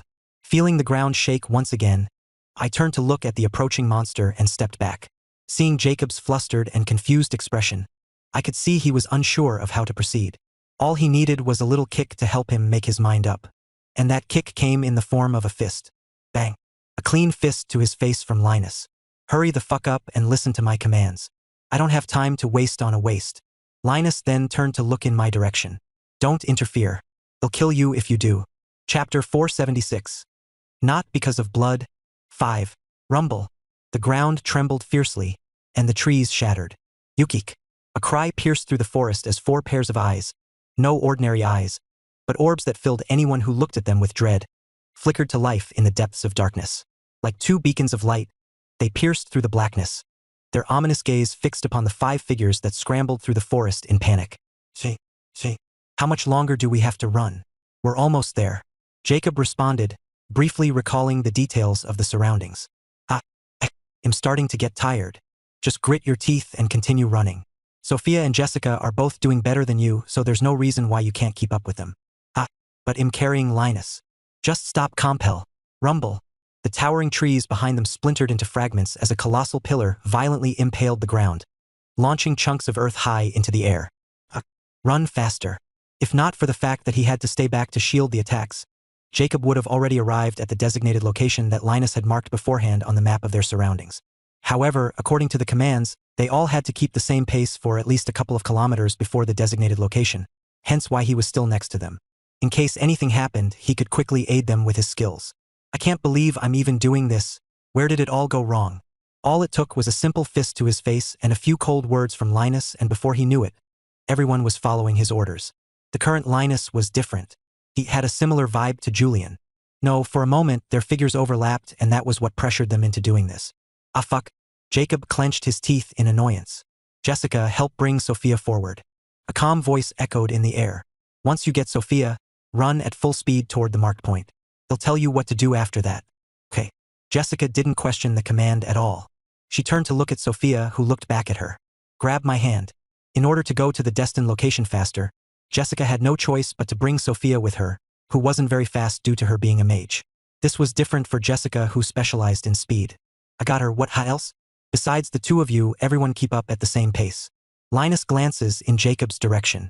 Use your scent of bloom, the aggro skill you used a few times before to get the monster's attention. Use it now so that Sophia and Jessica can move forward without any interference. Hold on tightly, Sophia. With Sophia clinging to her body, Jessica no longer needed to hold back. Tightening her calves, she surged forward with an impressive burst of speed. Whoom! Her body shot like an arrow, gracefully maneuvering through the dense forest, effortlessly avoiding each tree in her path. It wasn't long before the 2 of them arrived on a narrow land that was completely flat and devoid of any trees. Jessica quickly took out her communication device. We're here, what do we do? Have Sophia cast a simple frost spell on the ground. Leave a small trail that connects to the center. A frost spell? Leave a small trail that connects to the center? Despite not comprehending the instruction, Jessica instinctively nudged Sophia, who responded by raising her staff. In an instant, a cold, luminescent light emanated from the wand, giving birth to a small blue magic circle hovering beside it. From within the circle, a beam of blue light surged forth, colliding with the ground and leaving a trail of frost in its wake. The air around the 2 immediately grew cold, and Sophia's face paled considerably. Given how precisely she needed to control her skill and how she was still tired from the non-stop fighting from before, it was only natural for her to feel weak after casting a spell. Is this enough? Jessica anxiously asked, staring at Sophia nervously while showing Linus the image through the communication device. It didn't seem Sophia could hold on for very long. No. More. It's too thin. Have her build a small ramp at the center, about half a meter tall. What? Make it as dense as possible. Enough to withstand a powerful impact. Okay. Jessica bit her lips and once again nudged at Sophia, who nodded and pointed her staff toward the middle. She might pass out at this rate. Jessica was already starting to grow concerned over Sophia's situation, but seeing her still obediently following the instructions, Jessica swallowed her words. Even she didn't understand why they were following Linus' commands, but his cold and indifferent voice made it hard for them to disobey. Following the instructions precisely, a ramp began to take shape, rising gradually before them. However, as they neared the end of the construction, Sophia's magic circle faltered, causing the magic to wane in strength. Jessica immediately grew anxious. Sophia, you can st. Don't stop. Continue. Linus' words carried an icy coldness that seemed ever colder than the ice in front of her. It seemed as though he held no regard for Sophia's condition, showing a complete indifference towards her. Yet, at the same time, for some reason, Jessica felt a certain reassurance from the voice that made it hard for her to speak back. Thankfully, Sophia was able to persevere and the ramp fully formed. What any? Boom. Oh no. Jessica's face grew pale. They're here. Rustle. Rustle. The bushes around them rustled and Linus, Jacob, and Rick appeared immediately after. Trailing behind them, the mother advanced with its 8 legs, each step puncturing the ground with terrifying force. It's coming. Do something. Rick's shouts echoed loudly in the forest, and right as he stepped into the field, he almost slipped on the ice. Yuck. Why is there ice? There's a trail that's untouched. Follow that. Jessica yelled, pointing at the untouched trail that led to the icy ramp in the middle. I see it. Rick was just about to jump over when a certain voice rang in everyone's ears. No. The trail is only for Jacob. Run alongside the flatland. One to the left and the other to the right. Look for a red smiley face on the body of the mother. That's its weak point. Do it. Okay. It looked like she wanted to say a lot of things. But Jessica followed his command, and so did Rick. What the hell? What is this supposed to be? Why does it look like I'm being selected as the sacrifice? Just you wait when I get out of this. They'll make sure to skin you alive. On the other hand, Jacob seemed rather hesitant, but after throwing a couple of curses under his breath, he rushed toward the small trail that led toward the ramp. Right as he positioned himself there, he asked, "What do I do now? Aggro the monster." Jacob's eyes opened widely as he turned to look at the mother who towered over him. It was only a few meters behind him. Are you out of your mind? Are you asking me to die? Fuck. I knew I shouldn't have trusted you. Do it. Fuck. Fucking fuck. Jacob clenched his teeth. His usual composed and refined demeanor was long gone and only swear words flew out of his mouth. The worst of it all was the fact that he found himself unable to refute Linus' voice and a rosy mist suddenly enveloped the area. Scent of blood. His own innate skill that allowed him to aggro any monster by just smelling the odor that came out of his body. Eek. The mother's enraged shout echoed throughout the forest and its eyes settled over Jacob, who raised his hand and beckoned it in his direction. Come. Eek. As if understanding his gesture, the mother rushed toward him with alarming speed. Rumble. Rumble. The ground quaked with every step, and Jacob positioned his shield forward. At the same time, he didn't forget to curse at the communication device. Oi. I don't know what you're planning on doing, but if that thing charges at me like that, I'm going to die. Get on your knees. The fuck? Get on your knees and position your shield over your left shoulder. Tilt it ever so slightly and cushion some of the force from its leg. Make sure you redirect the attack to the ramp. Everything depends on how well you can cushion the attack. Jacob's eyes opened widely. But before he could even process the information, the mother was already upon him. Or more precisely, its leg which directly shot in his direction. Reacting purely out of instinct, Jacob swiftly dropped to his knee and obediently followed the instructions. He positioned the shield beside the ramp and tensed his muscles as he pushed the shield up a bit. At that precise moment, the mother's leg forcefully collided with the shield, producing a resounding metallic clank that echoed through the surrounding forest. Clank. Sparks flew in the air. Fuck.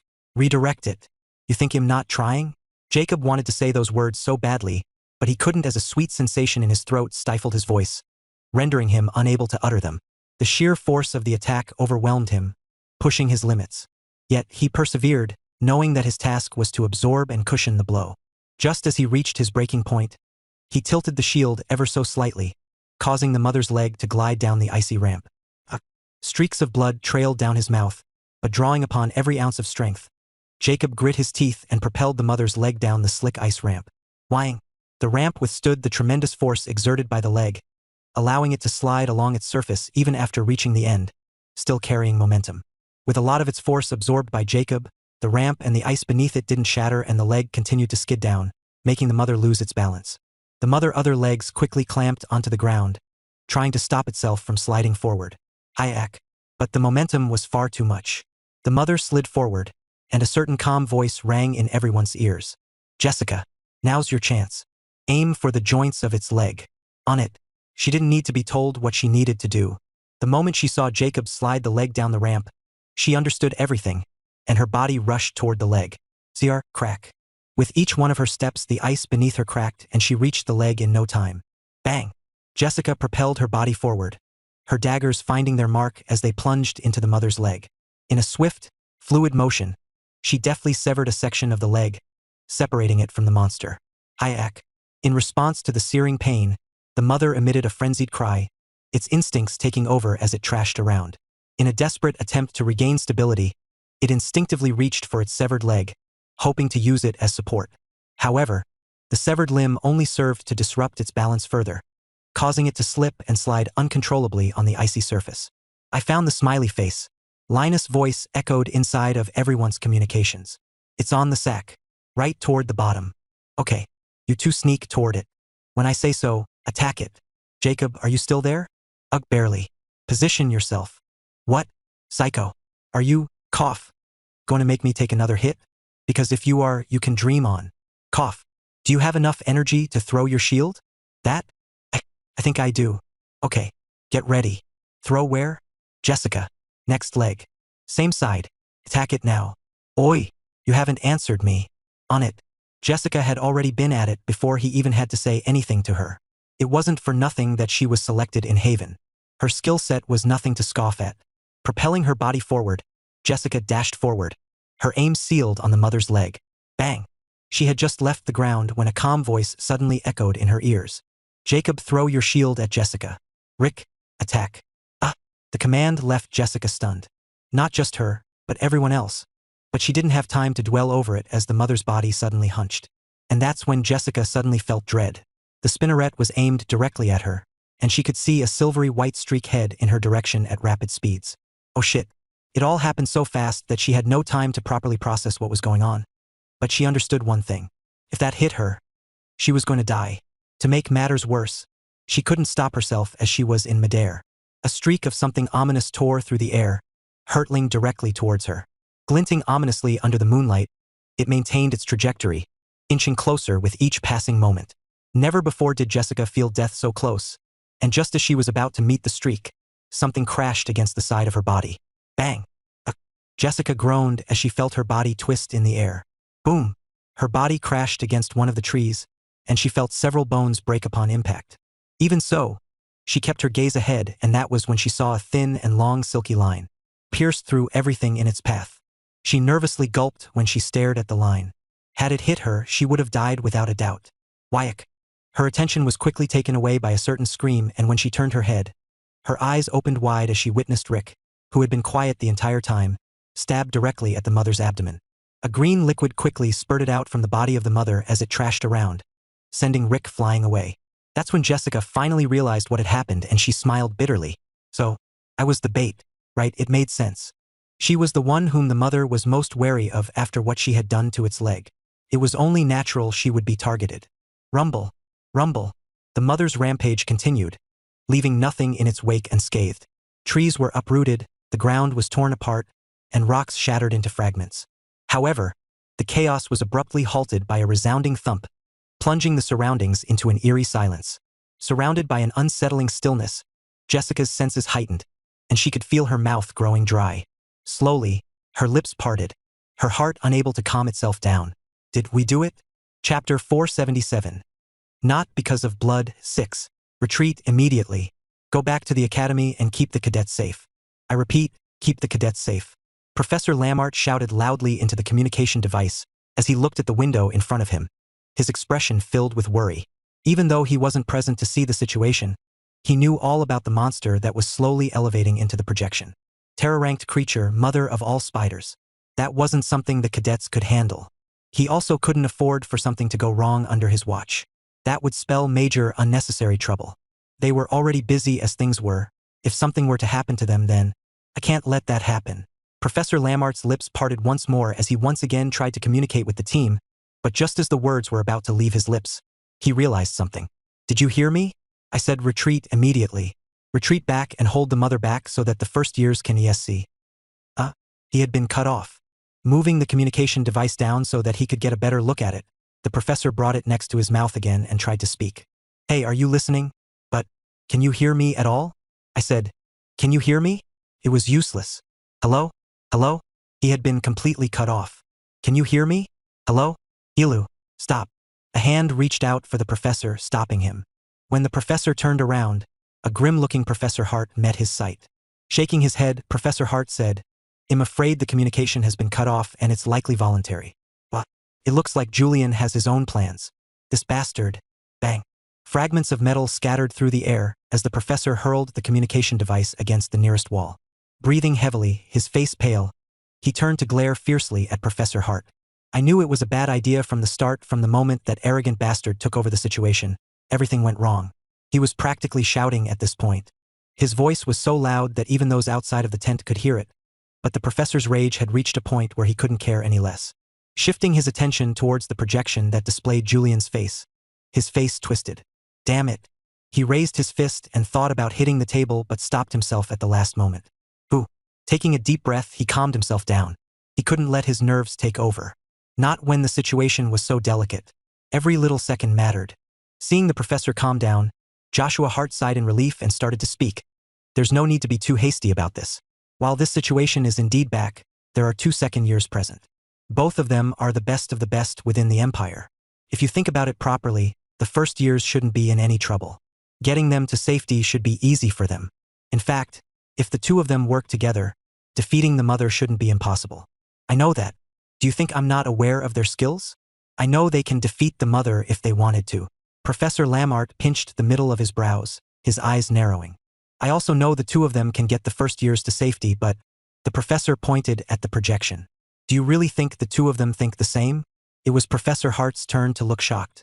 Upon looking at the projection, he realized that neither Amel nor Julian were interfering. The two of them just stood by the side while watching the first years have a full-blown meltdown. He could understand Julian's lack of reaction, but Amel's? Wait, could it be that he doesn't care because these are the people of his empire? Anxiety started to rise up from the professor's stomach as he bit his lips. He was just about to turn around and report on the situation when he suddenly noticed a change on the screen. He wasn't the only one. Professor Lamart also noticed the change and moved closer to the projection. "Wait, are they?" Realization soon struck the two professors, who looked at each other in shock. Their faces paled considerably, but before they could do anything else, the communications were restored and a certain voice entered their ears. "Use your scent of bloom, the aggro skill you used a few times before to get the monster's attention. Use it now so that Sophia and Jessica can move forward without any interference." It felt oddly calm, a soothing calmness that made those who listened to it feel just as calm. But if one paid close attention to it, hidden within the calmness of the voice was a certain coldness that made one shiver. The two professors looked at each other once more. "Who is this? Julian? No, it wasn't." Looking closer, the two professors realized that the one speaking was none other than Linus, who appeared like a completely different person.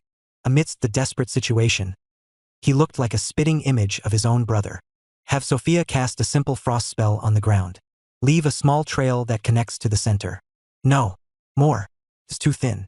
Have her build a small ramp at the center, about 1/2 meter tall. Don't stop. Continue." The commands were precise and clear. There was no vagueness in them, but the complete disregard Linus had for his teammates felt chilling to those watching. It was as if he was manipulating a bunch of dolls. Boom! An explosion followed suit, and Jacob and the others reached the designated location. Following right behind them was the enormous mother. Both professors looked at the scene with bated breath, sweat forming on their foreheads as they turned to look at Julian and Amel, who overlooked the scene from a distance. But even in such a situation, the two didn't move at all. The two professors hoped they'd do something, but the more they hoped, the more disappointed they were left. Amel seemed more ready to react, but he was promptly held back by Julian, who had his gaze fixed on Linus the entire time. The next sequence of events all happened so fast that neither professor could properly process it. All they could do was stare at the projection with shocked looks. How could this be? By the time it was all over, an enormous body loomed before the 5 cadets, 4 of whom were slumped limply on the ground. Linus was the only one standing. Staring at the creature that could have taken their life at any moment, he looked completely indifferent. And it was then that the leaderboards underwent a change. "Congratulations. You have earned plus 84 points. They shot directly for first place." A tense silence filled the tent as neither professor could utter a single word. The shock of the entire situation had yet to settle within their minds. When they did, they both stepped back from the projection while holding their breaths. Shattering the silence, Professor Lamart looked directly at Linus and then Julian. His gaze flickered between the two as he struggled to articulate himself. "How is this possible? They actually did it."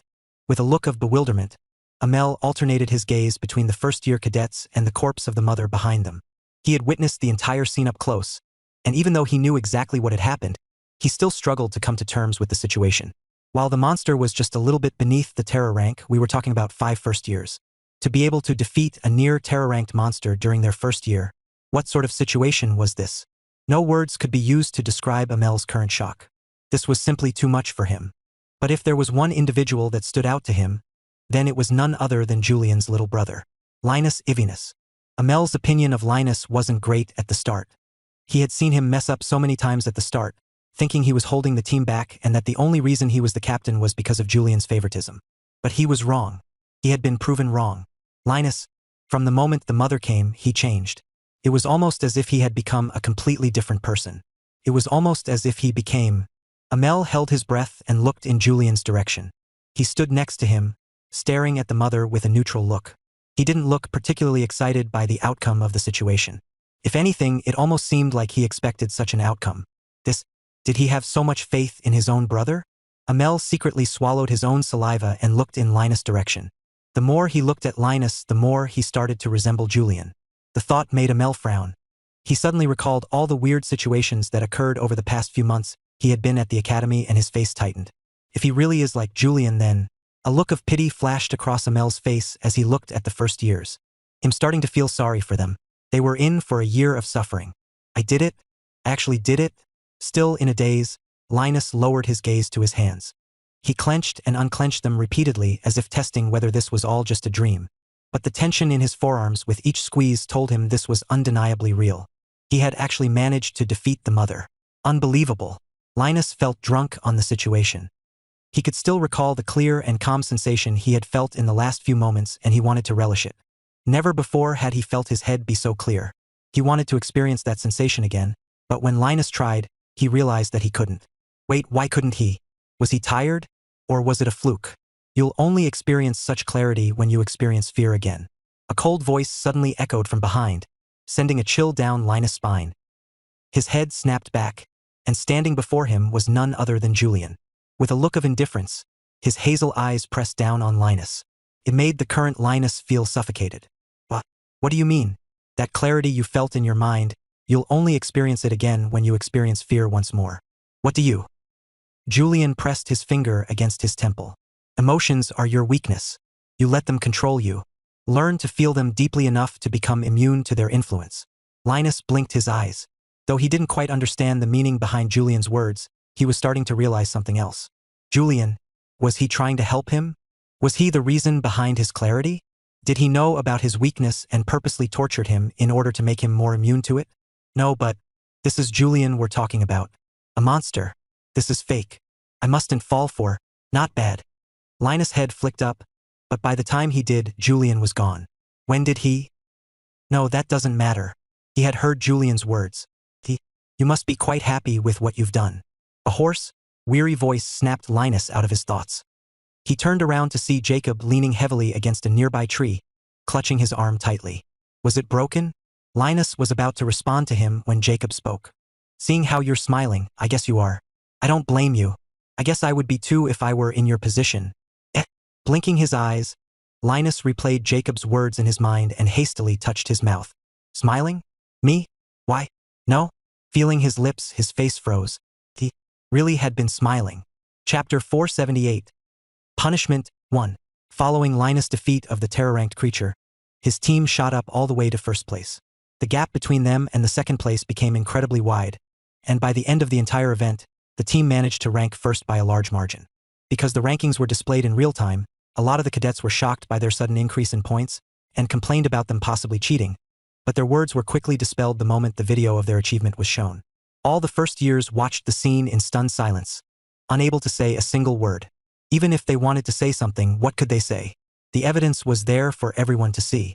Furthermore, with the current black star being present in the group, all noise ceased. At least the surface noise. Secretly, everyone was talking about the clip and Linus, who had managed to coordinate such a flawless performance. Linus' reputation within the first years wasn't bad, however. He was never truly considered among the top cadets. That all changed after the clip. His reputation skyrocketed, and when the clip of his team defeating the mother was released in an attempt to boost the Academy's popularity, His popularity reached even greater heights. Breaking. The birth of the third star from the Ivinus household? What is the secret? How can they produce such outstanding talent one after another? Headlines appeared all over the place. Everything was great. Or at least it was supposed to be. Why am I being punished? Are you really asking such a question? But I was right. It doesn't matter. You overstepped your boundaries. But I was right. Egu, are you a child? A day after the events, Julian was summoned to a meeting with the head of the second year. Ariana Scholes, with her curly brown hair, loosely hanging oval-shaped glasses, rosy red lips, and piercing eyes, sat with both hands on her face. Sitting alongside her were two other professors. They were none other than Lamart and Hart. It was Julian's first time coming face-to-face with the head of the second year, yet she spoke as if she already knew everything about him. No, maybe she did. It wasn't particularly hard to know about Julian. He was that popular. There are rules that we have to maintain, and your conduct wasn't appropriate. I understand you wanted to push your brother, but you ended up nearly costing the lives of 4 cadets. In such troubling times, we can't afford for you to play such dangerous stunts. There had already been multiple complaints being filed to the academy. The clip of Linus and his team had gone quite viral, but alongside the positive publicity were multiple negative reports from several worried parents. I know you can take care of the mother by yourself, but cutting the communication device directly and ignoring the professor's commands? That's not something that we can overlook. No cadet is above their professor. Julian's face fell.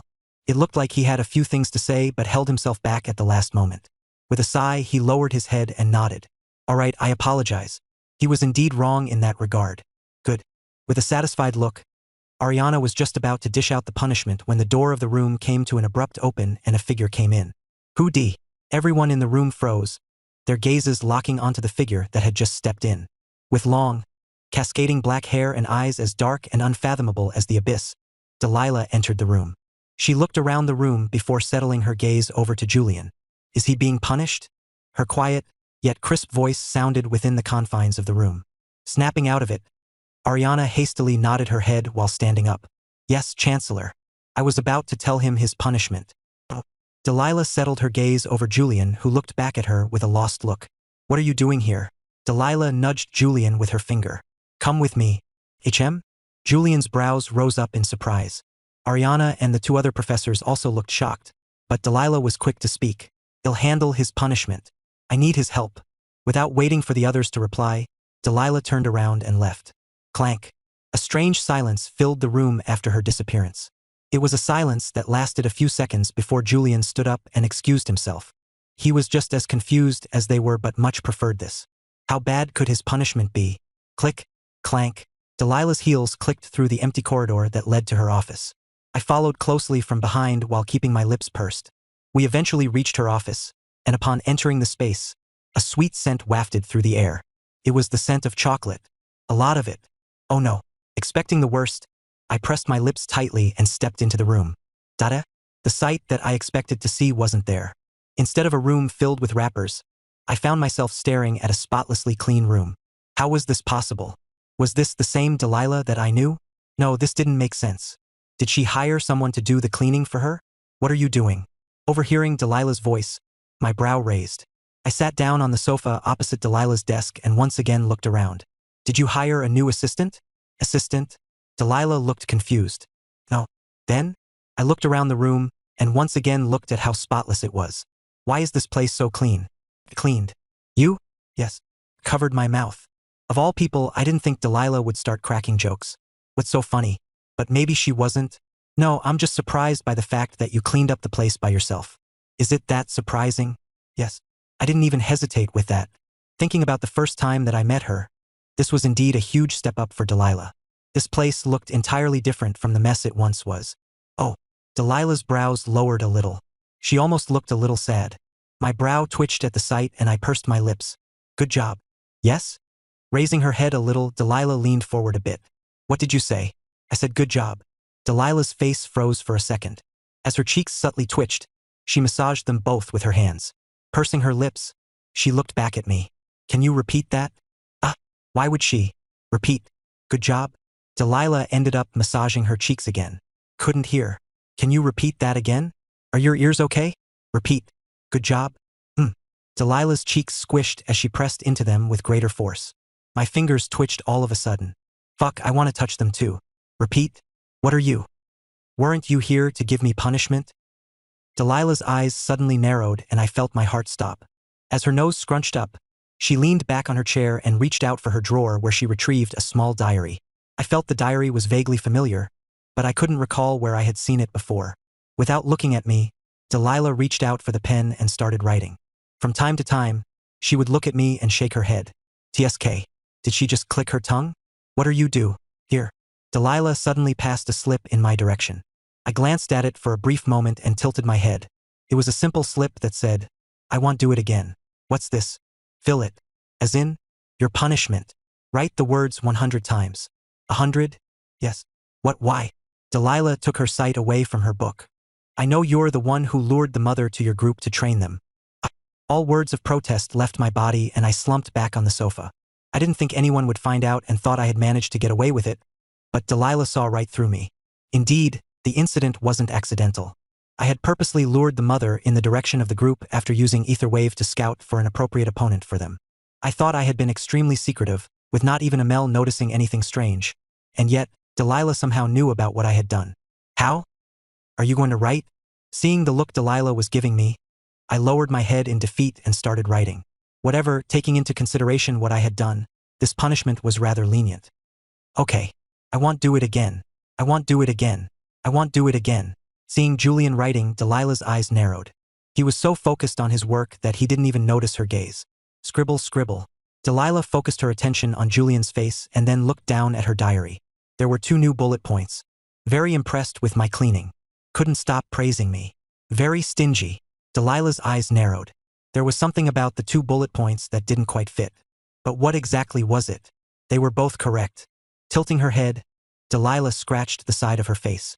The more she thought about the 2 bullet points, the more her head hurt. She really couldn't see what was wrong with the 2 bullet points. Eventually, Delilah decided to give up. She would figure it out later.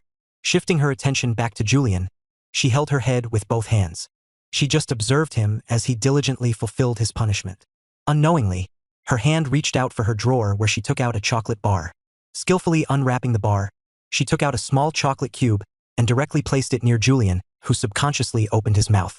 Placing the chocolate in Julian's mouth, he closed his mouth and started chewing. Thanks. At the same time, he didn't forget to thank her as his brows furrowed and he started mumbling. So sweet. What sort of... That was when realization struck him and his head flicked up to see Delilah taking out another cube and placing it near his mouth again. Seeing the flustered look on Julian's face, Delilah's lips subconsciously pulled up as her tone changed. A notification once again flashed across Julian's vision. Holding onto his chest, Julian took a deep breath and mumbled in a tone only he could hear, "You'll be the death of me." It was unfortunate that Delilah was no regular human.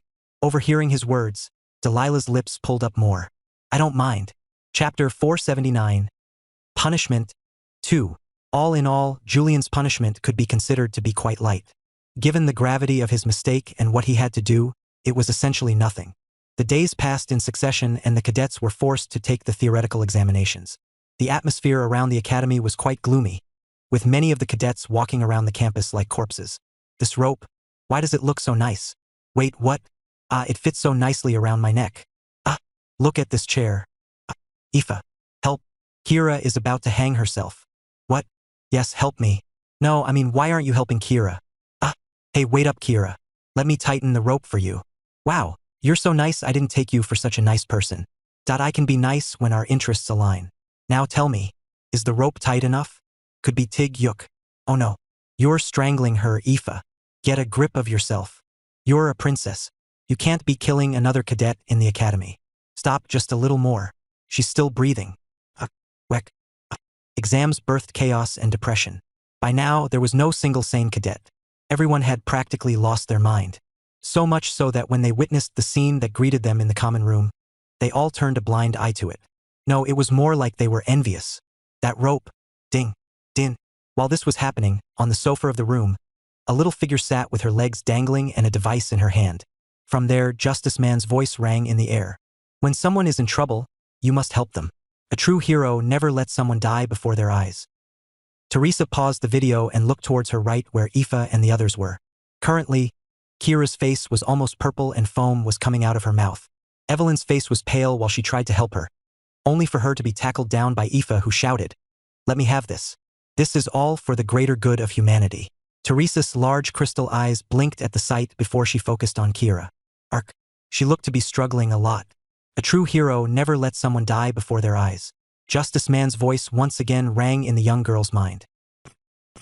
Looking down at her device, Teresa pressed the projection and continued to watch the episode. At the same time, she sighed in an adult-like manner. There were times when Justice Man was wrong. Yuck, who would have thought? The exam period lasted for an entire week. With each day that passed, the more troubled the cadets became. Thankfully, before everyone could have a mental breakdown, the exams finally came to an end. It was now the week after, and all the second years were gathered outside. It looks like almost everyone is here. Who exactly is missing? At the helm of the second year was none other than Ariana, the head of the year. Overlooking the entire year, she nodded in satisfaction. They truly were a talented bunch. Swoosh. A hand raised all of a sudden. Julian is missing. Julian? Ariana's brow raised for a moment before it settled back down quickly. Actually, she knew where he was. She had already been told in advance. Okay, that's fine. He will be joining us later. I'm only here to discuss the upcoming trip to the Kasha. Indeed, the time for the cadets to be sent off had finally come. The situation with the mirror cracks had become even more troublesome, and all access to the mirror crack had been closed down. The academy wasn't the only one that had done this. Almost all the other cracks within the Empire were in such a situation, with a lot of the Empire's forces pushed to confront the incoming wave of monsters that were attacking the supply stations. Sending the cadets to the Kasha was the best option for them. Not only would they be safer, but they would also learn a lot. I'm sure most of you have already been briefed about the situation outside of the four empires and the powers that reside there. The House of Myron has decided to welcome all of you during your stay, so make sure to be on your best behavior. Pausing, she repeated, "Promise me you'll be on your best behavior." As the words came out of her mouth, Ariana realized something. Why did she have such a bad feeling about this? No, how could this be? The cadets were quite well behaved. The House of Myron may not be the most powerful house within the Kasha, but they're quite respectable. So long as you don't step out of line, nothing should go wrong. Just listen to what they have to say in your time there.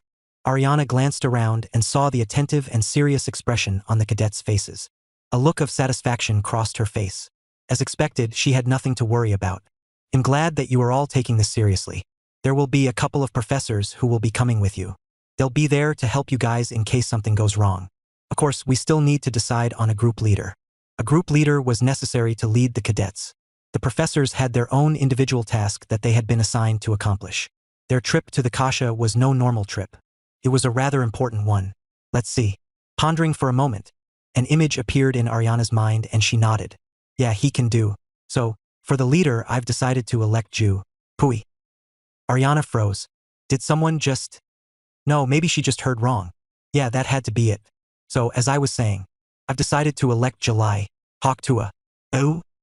Ariana's face flicked up to see the expression of almost every single cadet present change to one of disgust. At this point, they weren't even trying to hide it.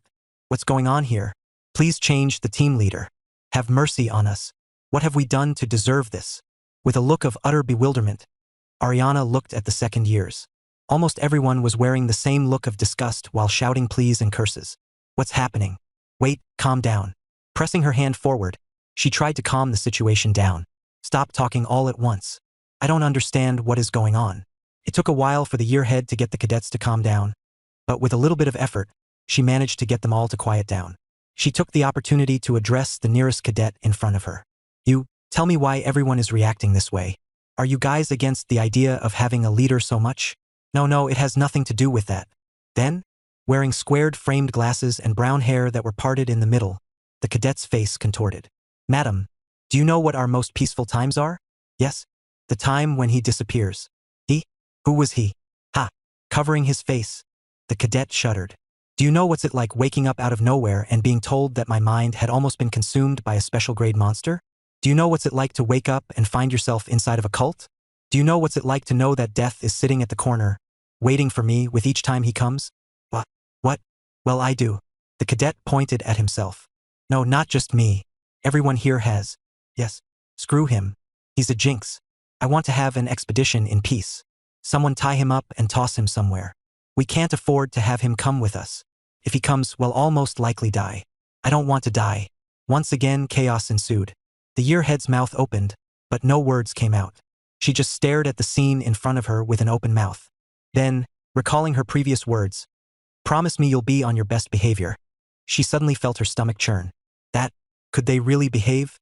Burn him. Wasn't that a little too much? Princess, help us. I've spent too much money on amulets. They better work. Amid the curses and shouts that were directed at Julian, a figure stood in the corner, staring at the scene with an indifferent look. His gray eyes overlooked the scene quietly, his thoughts hard to read.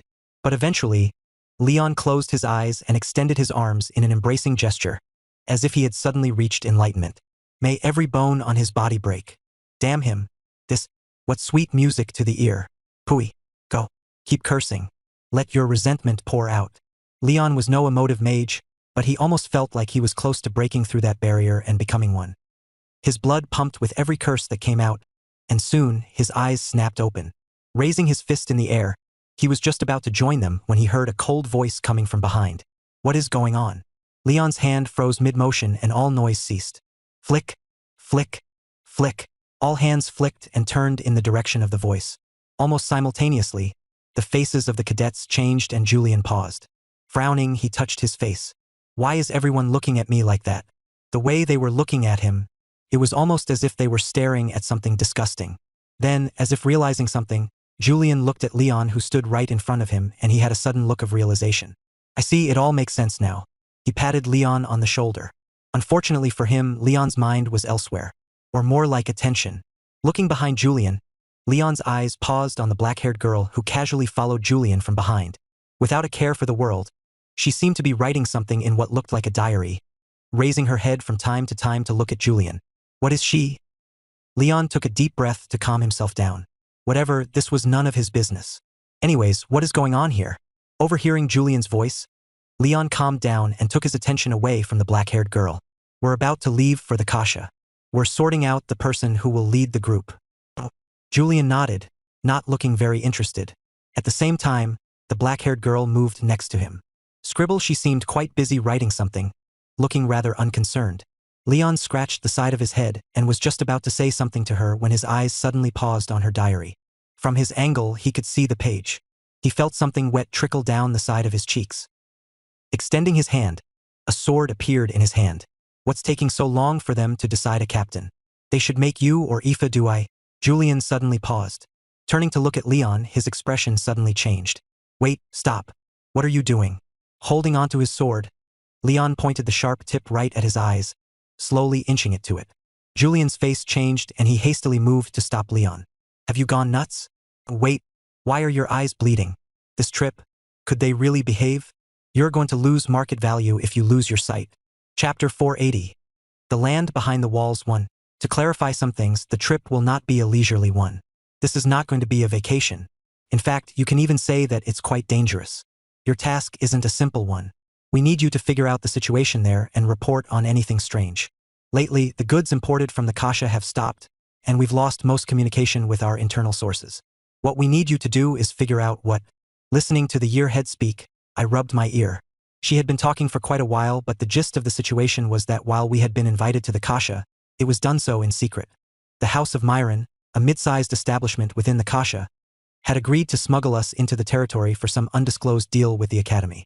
From what I understood, the situation there was somewhat complex and we needed to pay particular attention to the House of Astrid, the biggest and most powerful house on the eastern side of the Kasha, the area we were going to. There was a bit more, but I missed it due to the fact that I was late. I'll just get Leon to tell me the rest later. Thinking about Leon, my face twitched. He was standing next to me, but his eyes appeared vacant and saliva drooped down from the side of his chin. It almost felt like he had completely lost it. No, he did lose it. Hey, wake up. My finger snaps served no purpose at all. Snap. Hey. Snap, snap. He was gone. But how? How did he lose it? Wait. Recalling a certain scene from before, it all suddenly clicked. It's likely due to what happened right when I came. Right as he was getting cursed at by everyone around us. Thinking about it, I'd also be pretty hurt had I been in his position. Good thing that I stayed away from people's business. While my reputation at the start was quite bad given the speech I had given on the first day, one could say my current reputation was quite good. The same couldn't be said for Leon. That's enough from me. I will be setting up a portal soon. Please get ready to enter. Following the fact that we can't set up a teleportation device in the Kasha, you will all be transported to Alfina, a city within the Verdant Empire. You'll stay there for a night before departing. Alfina? Verdant Empire? The sudden piece of news took me aback as I subconsciously looked in Leon's direction. So we're going to go to the Verdant Empire? Yes, it made sense. Since the Nuz and Sifa Empire was located between the three other empires, the only way to reach the Kasha was through one of them. With the Verdant Empire sitting in the east, we would need to go through them in order to reach our destination. But something about this situation smells fishy. Why did we need to stay over there for a day? This made no sense since time seemed of the essence. Unless they're purposely making us stay for the night. I could only think of one reason for this. That reason stood right next to me. Oi, snap out of it. Snap, snap. Oi, snap. Thankfully, no issues arose after Ariana made the announcement. Setting up the portal, the cadets lined up one by one and slowly entered it. Ariana watched in real time as the cadets left. Make sure you're lined up correctly. Don't cut the line. Are you listening to me? In the end, Aoife took the role of the leader. She seemed to be the one most of the cadets found reliable. She was the undisputed choice. When a vote was brought up, she got the most votes. Ariana assumed it'd be a close one between her or Leon, but she was surprised to see nobody vote for him. She wasn't sure why, but she had a small inkling about the reason. It's not because he's Julian's knight, right? If so, just how deep was their hatred for Julian? Number. Ariana's attention was soon drawn to a faint chewing sound coming from her right. She turned her head to see a figure with long black hair and features so perfect that they could hardly be described as human, standing beside her with a chocolate bar in hand. The yearhead's eyes lifted in surprise. When did she? Please don't see you. Oh, it's you guys. Her attention seemed to be fixed on Julian and Leon, who were next in line. As her pearly white teeth bit on the bar, her gaze never left Julian, who was busy talking with Aoife. Looking at Leon, Aoife moved closer to the two of them, close enough for her head to be mere inches away from Julian's as the two checked Leon's condition. What's going on with Leon? He'll be fine. Will he? I think so. For a brief moment, Delilah's eyes narrowed and Aoife shuddered. Hastily flicking her head, she looked around. An assassin? Her sudden outburst caused Julian's face to change. You've lost it as well? No, Julian waved his hand at her and hopped onto the teleportation device. However, just as he was about to leave, he stopped and looked in Delilah's direction. Their eyes met for a brief instant before a faint smile tugged at his lips. That was when he entered the portal, disappearing from view, leaving Aoife alone. Scratching the back of her head, she still seemed confused, but eventually, seeing that she was the last one, she went on to address the yearhead. All the cadets have left. There is no one left behind. I will now be joining them. Oh yes, stay safe. Thank you. Following their brief exchange, Aoife entered the portal. A short and unsettling silence followed after her disappearance. Ariana thought about saying something to the Chancellor but stopped herself. She thought about the events she had witnessed just a few moments prior and massaged her head. Will they be all right? Could they really behave? Ariana's gut churned at the thought. She was previously confident, but that confidence had long been shattered. She was no longer sure. Maybe. Ariana cocked her head and looked at the Chancellor. Maybe? You also think they won't be all right? No. But I'm talking about the natives there. Popping the chocolate bar into her mouth, Delilah chewed quickly and swallowed the contents. Maybe they will be all right. Or maybe not. Delilah was already feeling pity for them. But before the yearhead could get her words out, Delilah faded out of sight, leaving her standing all alone. With her gaze fixed on the spot Delilah was previously in, the yearhead blinked her eyes. Wait, what? What did she mean by that? Why did they need to feel bad for the natives? At the same time, Ivines County. Congratulations, Count. It's just good news after good news. Standing before the Count was none other than his personal servant. With a casual motion, the servant tossed a small piece of paper onto the Count's desk. His wrinkled face shifted, forming a wide smile. Who would have thought the second young master was this talented? This is happy news for the county. Not only do we have Julian, who is the current summit winner, but Leon as well, who came as the runner-up. Now that we have Linus? The servant stopped there, but his words were clear. Given how things were going for the Ivines County, their rise was inevitable. They were set to grow even further. Perhaps in a few years they could rank up once more. Any normal person would be happy with this news, but Aldrich's reaction appeared milder. In fact, it almost felt like he was displeased with the current turn of events. This took the butler aback. Count? Why wow, we have yet to consolidate our gains. Only a few months have passed since we managed to take new land. Our soldiers are scattered everywhere, and the new recruits still need time to properly train. Yes, I know. But that's... Julian and Leon already have the people around our territories wary. Now that a third one popped up, what do you think their reaction will be? That's, if I were them, I'd either do two things. Aldrich raised two of his fingers. Send a formal letter of alliance, or one of his fingers fell. Create an alliance to suppress the county's growth. Ah yes, that's true. The servant suddenly looked towards the desk where a large pile of letters appeared. But given the numerous letters on your desk, it appears as though most have chosen the first option. No, they haven't. Sliding his hand across the table, the letters fell on the bin by the side of the desk. An alliance built on blind trust is a fantasy. Each party has its own interests driving them to seek such a bond. A more dependable alliance would be forged through the betrothal of two bloodlines, but alas, I have only two sons. Right? Understanding the family head's words, the butler's face started to fall. What he previously thought was good news suddenly felt like bad news, and he suddenly realized how complicated the politics around the household were. Thankfully, the family head still appeared composed. The situation is troublesome, but I can manage. The servant felt at ease then, or at least up until his next words. We might not be able to absorb new territories, but that doesn't mean others cannot. You'll have them absorb the territories in my stead. By the time they reach a similar stage to our current one, we should have consolidated everything. That's when we'll attack. Overhearing the family head's words, the servant felt a certain coldness over his entire body, making him shudder on the spot. While he thought he was used to the family head's plans, overhearing the current one, he could only shudder. It seemed like under this man, the Ivinus household was bound to rise to heights even he couldn't imagine. Just what sort of greed hid behind this man? And what drove him to reach such levels of greed? Why was he? It's worth a thought. For now, if you would excuse me, I have things to take care of. Aldrich displayed a small letter, one that contained the Haven Academy emblem. Yes, understood. Understanding that the family head wanted some time for himself, the servant excused himself and left the room. By the time he left, silence filled the family head's room. Ripping the letter open, Ivinus carefully read its contents. His eyes narrowed. They're sending him to the Kasha? Aldrich's tone was cold, and it was hard to tell what he was thinking. Eventually, his gaze fell on another line on the paper. Parental consent. And hereby consent to allow my child, Julian Dacre Ivinus, to participate in the expedition planned by the Academy. Staring at the two empty boxes at the start of the letter, Aldrich's expression subtly changed, and a figure flashed in his vision, one of a beautiful woman with long brown hair and brown eyes. Thinking of her, his eyes grew vacant. If you were to meet the current him, would you be able to tell that he's not our son? So, would she kill him, or would she love him? Chapter 481. The Land Behind the Walls, 2. Located at the border of the Verdant Empire, Alfina was a medium-sized city with tall walls that were used to separate the empire's land and the Kasha.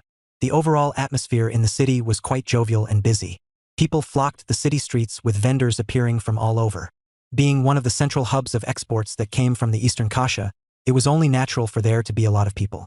While the Kasha was a land that was claimed by the mirror dimension, it still contained a lot of precious and unique ingredients and tools that could only be found there. One could even argue that the entire economy of the city centered around such trades. It all looked well, or at least that was how it looked on the outside.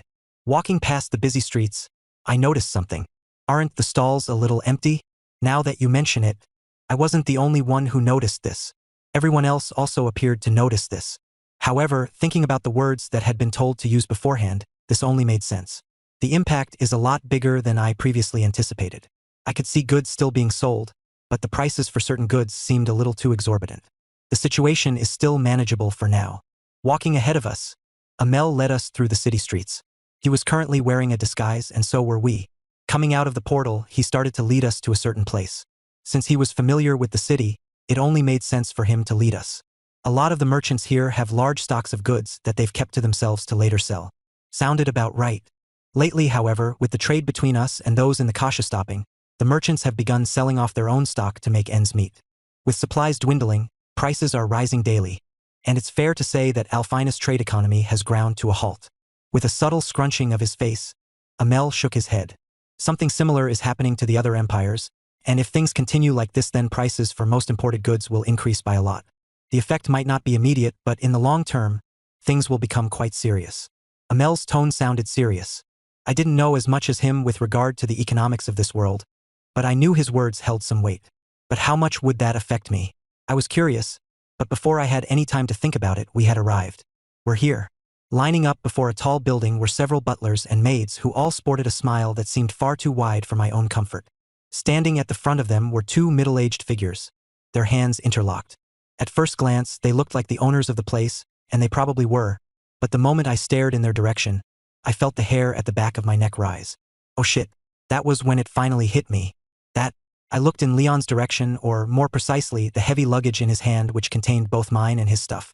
Give me that. I quickly snatched the luggage from his grip. Welcome everyone. It is a great honor for us to host all of you at our resort. Times may be difficult, but our service will be some of the best you'll ever receive. Indeed, Julian's hunch was correct. Standing at the front of the resort were none other than the Emperor and Empress of the Empire. Given the current situation in Alfina, the two of them had no choice but to make a trip to the city in order to better understand the situation. Their trip was only supposed to last a few days, but that quickly changed the moment their son, Amel, contacted them and relayed to them what the academy was planning on doing. Kasha? They were going to send the cadets to the Kasha? At first, the two were surprised, but upon further thought, they realized this was actually a very good opportunity for the cadets. With their age and strength, they didn't need to be too worried about attracting the attention of the top brass in the Kasha. So long as they behaved, this wasn't supposed to be a bad trip.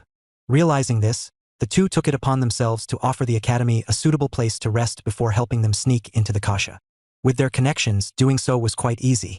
Their offer was quickly accepted by the academy, and the cadets were soon sent over. Staring at the numerous cadets in front of her, the Empress pressed her lips together.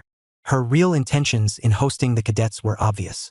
She just wanted to have an excuse to see her two sons, and since she was in the area, she created the perfect opportunity to do so. Please make yourself comfortable. The journey ahead will be a rough one, so it's best if you take some time to yourself to rest, as you might not have a chance to do so when you're there. The Kasha was a harsh place. Unlike the lands within the Empire, the Kasha had no real laws and order. It was a gruesome place where only those powerful enough could survive.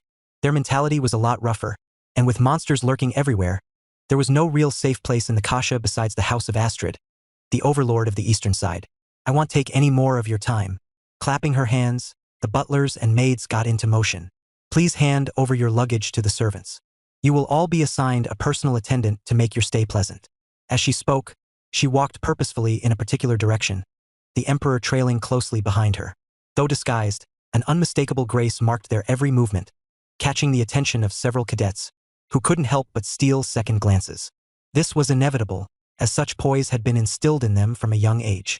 Even with their best efforts to conceal it, it remained subtly noticeable. Still, besides a few second glances, none of the cadets seemed particularly interested in them. All except one. Hi, it's a pleasure to meet you. The two of us will be your attendants. The Empress looked at the two young men in front of her, and her eyes narrowed slightly as they paused on Julian.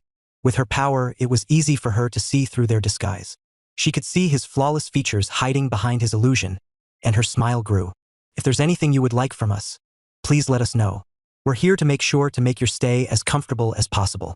The Empress extended her hand to reach for Julian's bags, but he stopped her. There's no need for that. How could I trouble you for something so trivial? With a polite tone, Julian shook his head and took her hand.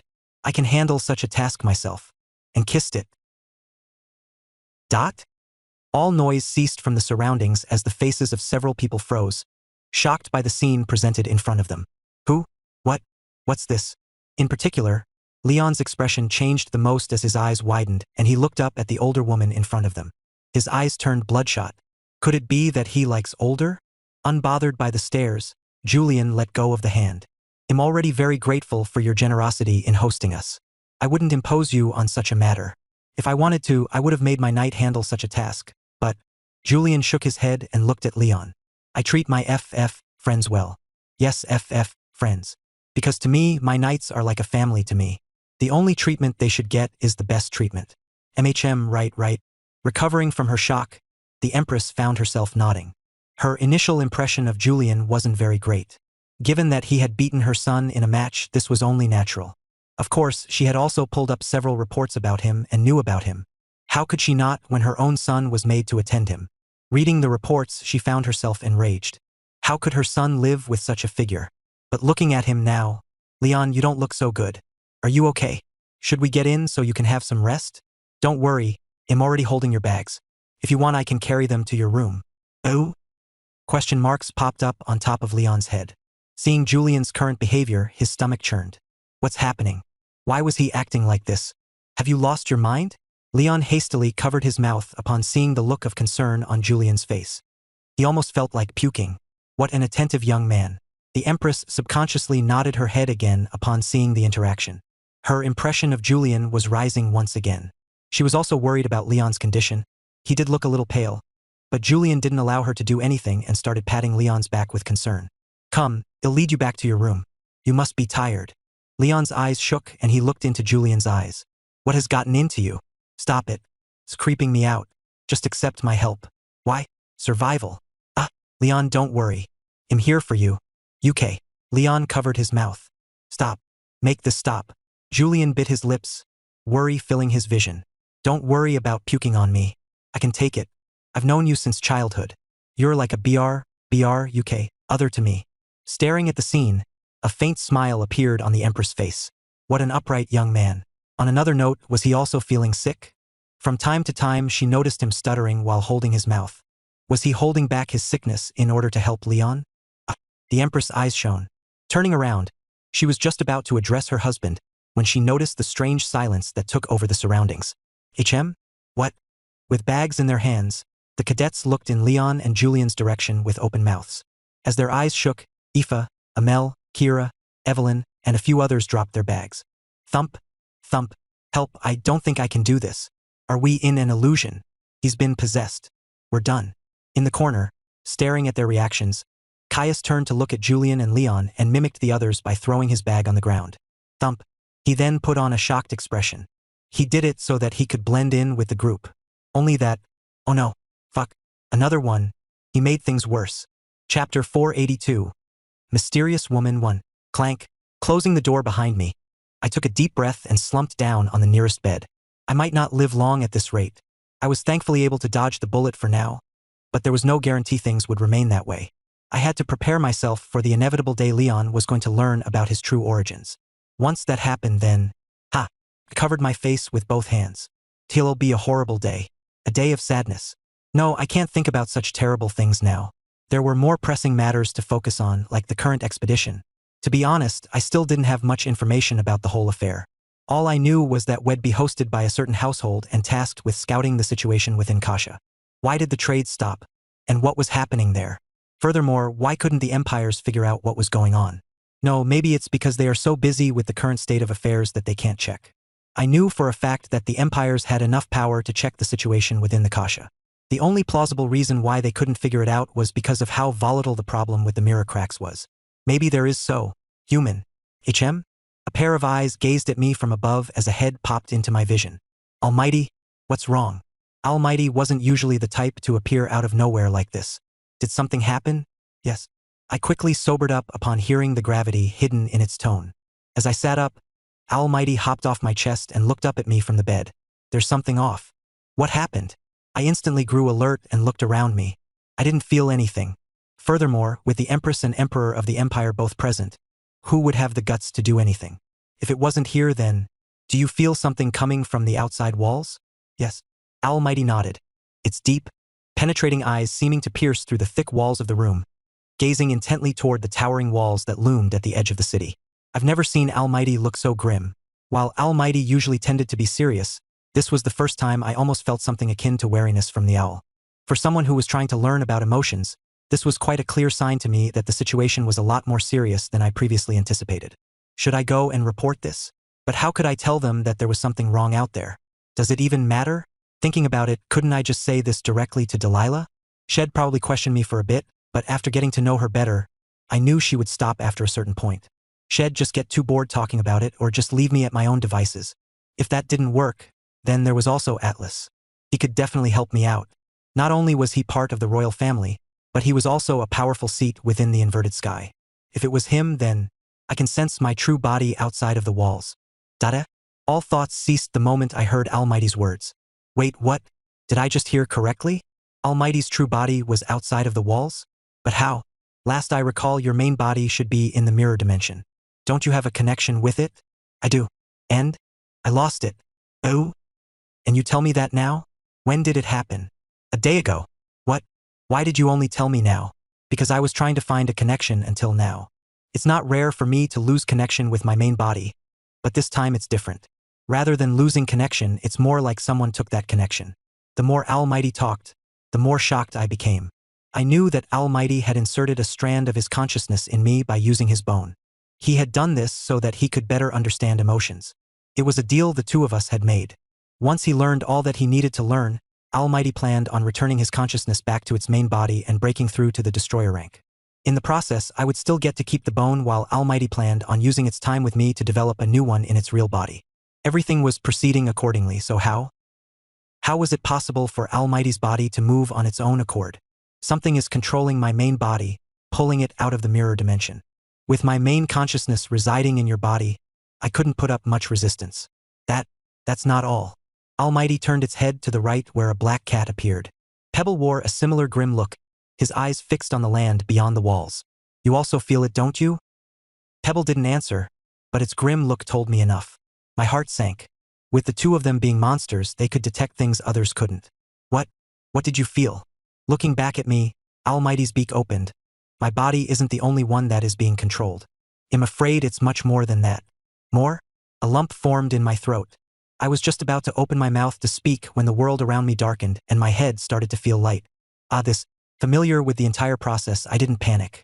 I just calmly accepted the changes and waited for the darkness to fade. For I was having another vision. Thump. I felt something hard pressing against my lower body as my body stumbled down on the ground. A groan escaped my lips. Wait, what is this smell? Before I could take in my surroundings, a putrid, acidic smell assaulted my nostrils, carrying a sharp sting that made me wince. With a blurred vision, my head raised as I looked around. But it was hard to see. I could hardly see. What is going on here? Through my blurred vision, I caught sight of the sky above me. It was gray, but a softer, lighter shade, different from the oppressive gray of the mirror dimension. I blinked my eyes and then, half of my vision suddenly dyed red. Squelch. What followed after it was a familiar squelching sound as something gripped my right wrist, planting me in place. As I blinked again, my vision gradually sharpened, bringing the world into clearer focus. What didn't make sense suddenly made sense, and I realized the reason for the red within my vision. Almighty. I turned my head slightly, my gaze falling on my right wrist, where a thick root had wrapped itself tightly, pulsing faintly as it held me firmly in place. Drip, drip. My skin tingled painfully as faint droplets of water drizzled from above, their rhythmic dripping resonating sharply in my ears. It was all I could hear. All I could hear until, tack, the single sound of a footstep shattered the noise. When my head turned, a figure I was all too familiar with appeared again. My expression changed, from shock to acceptance. The process was quick, and I felt my lips curl in amusement. Looks like they've got you. Shying. The sharp tip of a sword pointed at my face. I felt my breath falter as I caught a glimpse of my own reflection. There, I saw that my smile hadn't faded. In fact, the amusement was even more pronounced. Why am I not even surprised? At this point, this seems like the norm. Leon's sword trembled faintly and his vacant eyes faintly shook. It was then that I noticed his arm was bandaged, a detail I hadn't caught before. What? It's not like I'm wrong? Chuckling. The smile slowly faded from my face as mana began to rapidly drain from my body. Purple hands emerged from the ground, but before they could fully take form, Leon thrust his sword forward, aiming to strike me down. Just as the blade was about to impale my neck, he froze, stopping mid-motion. Click, clack. A gentle click resounded in the air and a figure appeared not so far from where he was. The moment I laid my eyes on the figure, whose features became clear the closer she came, my heart almost stopped beating. Because, looks like you've finally shown up. And here I thought you wouldn't show up. She bore an uncanny resemblance to Mother, Julian. I'm always happy to help you. We may not have the same status as you're my knight, but he'll always make sure to treat you right. Come now, you look pale. Let me help you. You see, I do this quite a lot for him. Like I said, I treat him like a B brother. I would never wish to sell him. He's part of my family. Sha. Water dripped down from the sink as Leon washed his face over and over again. His face was pale, and his hands couldn't stop trembling. Recalling the series of events that had transpired moments prior, the trembling grew worse and his stomach churned. What is he planning? Fear had completely taken over Leon's mind. Yes, fear. All he felt was fear upon thinking about Julian's unusual behavior. He wanted it to stop. He couldn't handle it any longer. What should I do? Leon felt a rare sense of despair. How long has it been since he had felt this way before? Closing down the water, Leon came out of the bathroom and was just about to fall on the bed when he heard a soft knock on his door. He flinched, flicking his head to look at the door with trembling eyes. It's not him, right? Leon bit his lips. He wasn't sure he could handle the current Julian. No, he was sure he might take some drastic actions if he saw Julian. I am not Julian. Leon's entire body relaxed when he heard the unfamiliar yet familiar voice. It took him a few seconds to recognize the voice. Amel? What was he doing here? Though Leon was confused, he opened the door and greeted Amel.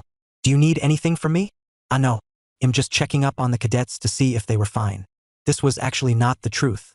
Amel had come up to check on Leon to see if he was doing well. He had seen him looking sick when Julian had brought him up, and after everything that he had observed, he was able to see through Julian's weird behavior. Does he think Leon will do something to him if he finds out about his origin? Does he have a guilty conscience? That would explain his behavior, but how did he know? This was something that Amel had been wondering ever since Julian had relayed to him that he knew. Not many people knew. While the two of them had the same colored eyes, gray eyes weren't exactly uncommon. There were many people with similar-looking eyes. Then, did he know from the start, or did he figure it out himself? As Amel was busy pondering over the situation, Leon cocked his head. I'm doing fine. Oh. Amel quickly snapped out of it and looked at Leon. Pursing his lips, he nodded his head. I see. I hope you enjoy your stay over here. If there's anything you need, please do tell me. Will do. Leon prepared to close the door when Amel suddenly laughed, putting on a friendly smile. Haha, now that I think about it, our eyes are quite similar. I heard you were picked up by the Ivinus family from a young age. What do you think the chances are that we're related? Leon cocked his head and looked at Amel. Besides the eyes, they didn't look alike at all. Pretty low. Amel's face twitched, but he soon recovered. I guess, but what would you do if we actually were? What I would do? Leon didn't think much. He already had an answer. I'd sell Julian. What did he just? Clank. Leon closed the door, leaving a stunned-looking Amel who blankly stood by the door with an open mouth.